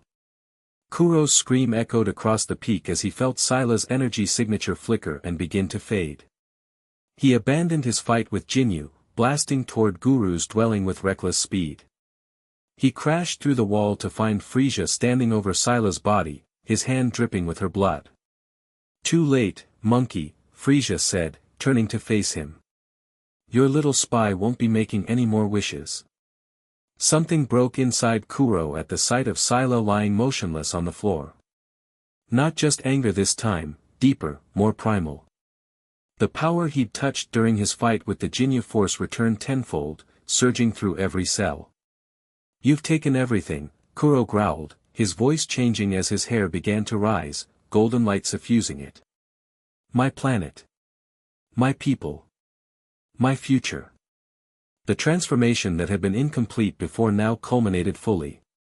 His hair stood upright, a brilliant gold. His eyes shifted from black to teal, burning with intensity. A golden aura erupted around him, crackling with raw energy. What is this? Frieza demanded, genuine fear flashing across his face for the first time. Your worst nightmare, Vegeta answered, arriving at the shattered entrance. The legend you feared enough to destroy a planet. A Super Saiyan. Outside, Purunga still waited. The second wish remains unspoken. Declare it or forfeit. Guru, seeing what was happening, made a decision. Using the last of his strength, he formed a mental connection with Kuro. Saiyan, his voice echoed in Kuro's mind. The second wish is yours to make. Speak it through our bond. Kuro's fury momentarily focused into clarity. What should he wish for? Power to defeat Frieza? Resurrection for Scylla? Restoration of planet Vegeta? No. Scylla had used the first wish perfectly, to free Frieza's subjugated worlds. The second should honor her sacrifice, ensure her death wasn't in vain. Through the mental link, Kuro formed his wish, that all knowledge of Frieza's atrocities, the destruction of planet Vegeta, the genocide of the Saiyans, the countless other crimes, be spread throughout the galaxy, embedded in historical records that could never be erased. Purunga's eyes glowed. Your second wish has been granted. Speak your final desire. Frieza, realizing what was happening, attacked Kuro with desperate fury. I'll kill you before you can make that last wish, monkey. But Kuro was transformed. The Super Saiyan power flowing through him made Frieza's attack seem almost slow.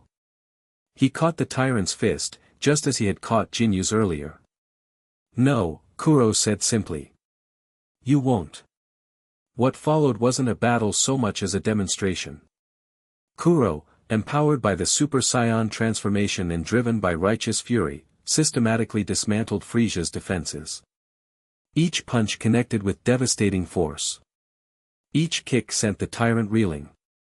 Impossible. Frieza snarled, blood trickling from his mouth. I am Frieza. The most powerful being in the universe. Not anymore, Kuro replied. Desperate, Frieza transformed into his second form, then his third, his body growing larger and more monstrous with each change. His power level increased dramatically, but Kuro remained unfazed. Finally, with a scream of rage and fear, Frieza underwent his final transformation. Unlike the previous forms, this one made him smaller, sleeker, his true form, with smooth white skin and a purple biogem on his head. Now you face my full power, Frieza declared, his voice calmer but laced with deadly intent. No one has ever seen this form and lived. The battle resumed, now more evenly matched. Frieza's final form was indeed formidable, his speed and power nearly equal to Kuro's Super Saiyan state. They traded blows that shattered mountains and created craters across Namek's landscape. Meanwhile, Vegeta had knelt beside Scylla, checking for signs of life. She's gone, he told Caulifla, who had joined him after defeating the last of the Jinya force. Frieza made sure of it. Outside, Purunga still awaited the third wish. Speak your final desire or I shall depart. The last wish, Caulifla realized. We can still use it. Vegeta nodded grimly. But for what? Resurrection requires special conditions with these Dragon Balls. She's been dead too long already. Guru's voice, weaker now, reached them telepathically. The third wish, use it wisely. My time grows short. Vegeta and Caulifla exchanged looks, then made their decision. Through Guru's mental link, they wished for all Saiyans scattered across the galaxy to be drawn to Namek, a call that would gather what remained of their race. Purunga's eyes flashed one final time. Your final wish has been granted. Farewell. The massive dragon dissolved into light, the 7 Dragon Balls rising into the air before scattering across Namek's surface, turned to stone for 1 year until they could be used again.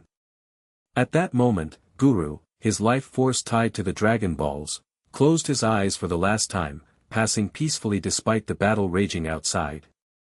That battle had reached its climax. Kuro and Frieza, both wounded and exhausted, faced each other above Namek's ravaged landscape. "Why won't you just die?" FRIEZA screamed, launching a barrage of energy discs that sliced through mountains as Kuro dodged them. "Because someone has to stop you," Kuro replied. "It ends here, FRIEZA. Your empire. Your reign of terror. All of it. Never." FRIEZA gathered his remaining power into a final, desperate attack, a death ball large enough to destroy Namek itself. "If I can't have this planet, no one will." He launched the massive sphere toward the planet's surface. Kuro dove after it, catching the death ball despite its overwhelming power. The energy burned his hands, threatened to consume him, but he held firm. With a roar that shook the heavens, Kuro forced the death ball back toward FRIEZA. The tyrant's eyes widened in disbelief as his own attack returned, amplified by Kuro's Super Saiyan power. "This can't be happening." FRIEZA screamed as the death ball engulfed him. "I am Lord FRIEZA. I am Emperor of the Universe." The explosion lit up Namek's sky like a new sun. When the light faded, FRIEZA was gone, not dead, but broken, his power depleted, his body barely functioning as it drifted in orbit, unconscious and defeated. Kuro floated back to the surface, his Super Saiyan transformation fading as exhaustion overtook him. Vegeta and Caulifla met him outside Guru's dwelling. "It's over," Kuro said simply. "FRIEZA is finished. And his empire with him," Vegeta added. "The first wish is already taking effect. Reports are coming in from across the galaxy, planets rising up, FRIEZA force garrisons surrendering or being overwhelmed." Kuro nodded, then looked past them to the dwelling. "Scylla." Vegeta shook his head. "We couldn't save her. But we used the third wish. More Scions will come, those who were off-world when planet Vegeta was destroyed. Our race will survive, Kuro." It was small consolation for Scylla's loss, but Kuro accepted it with a nod. "What happens now?" "Now," Caulifla said, "we rebuild. Not an empire like FRIEZA's, but something better. Something worthy of the Scion legacy." "And FRIEZA?" Vegeta asked. "He's still alive, if barely." Kuro looked to the sky where FRIEZA drifted, powerless. Let him live with his failure. With the knowledge that the monkeys he feared and despised were his downfall. That seems a fitting punishment. In the days that followed, other Scions began to arrive, not many, perhaps a few dozen in total, but enough. Each had a story of how they'd survived FRIEZA's genocide, living in hiding or serving unwittingly in his forces. Together with the Namekians, they established a new sanctuary on Namek, a place where both races could heal and grow. The Dragon Balls would eventually become active again, offering possibilities for the future. As for Kuro, he stood on a cliff overlooking the sea, watching Namek's three suns create an endless day. Behind him approached Vegeta, Caulifla, and Raditz, the leaders of what remained of the Scion race. "The others want you to lead them," Vegeta said without preamble. "To be the new Scion king." Kuro turned, surprised. "Me? You're the prince, Vegeta. The throne is yours by birthright." Vegeta crossed his arms. "Perhaps. But you achieved the legend first. You defeated FRIEZA. They look to you." Kuro shook his head. "I don't want to be king. Or emperor. Or anything like that." He gazed out at the horizon again. "I just want to make sure nothing like FRIEZA ever happens again." "So what will you do?" Caulifla asked. Kuro considered the question. With FRIEZA defeated and his empire crumbling, a power vacuum was forming across the galaxy. Other tyrants would rise if given the chance. "I'll protect what we've built here," he decided. "And help others protect themselves. Not through conquest, but through strength freely shared." He looked at his fellow Scions. "We're warriors by nature. Let's be warriors for something worthwhile." Vegeta snorted, but there was no real derision in it. Still soft-hearted, even after everything. Not soft, Kuro corrected. Just, clear. About who I am. Who we are. He turned to face them fully. FRIEZA didn't just destroy our planet, he tried to destroy what it means to be Saiyan. Twisted it into something ugly and cruel. And what does it mean to be Saiyan? Raditz asked. If not to conquer. To be strong, Kuro replied. To face challenges head-on. To grow, to fight, to protect what's ours. He smiled slightly. And yes, to conquer too, but ourselves first. Our limitations. Our darker impulses. He extended his hand, palm up, a small ball of energy forming above it, golden, like his Super Saiyan aura. This power didn't come from hatred or ambition. It came from loss. From connection. From caring about something beyond myself. The energy expanded, brightening. That's what FRIEZA never understood. What he feared. Not just our potential strength, but what we might become if we ever discovered our true nature. The others watched, transfixed, as the energy ball rose into the sky, then exploded like a miniature star, showering the landscape with harmless golden light. So no, Kuro continued. I won't be king. But I will stand with all of you, rebuilding what was lost. Creating something new from the ashes of FRIEZA's empire. One by one, they nodded, even Vegeta, reluctantly acknowledging the wisdom in Kuro's words. As Namek's sons continued their eternal journey across the sky, the last Scions stood together on the cliff, looking not to the past and what had been taken from them, but to the future and what they would create. Somewhere in the depths of space, a broken tyrant drifted, his empire in ruins, his legacy unraveling. The age of FRIEZA had ended. The age of the Super Saiyan had just begun. The end. Thank you for watching this video. Please be sure to subscribe to our channel and like this video.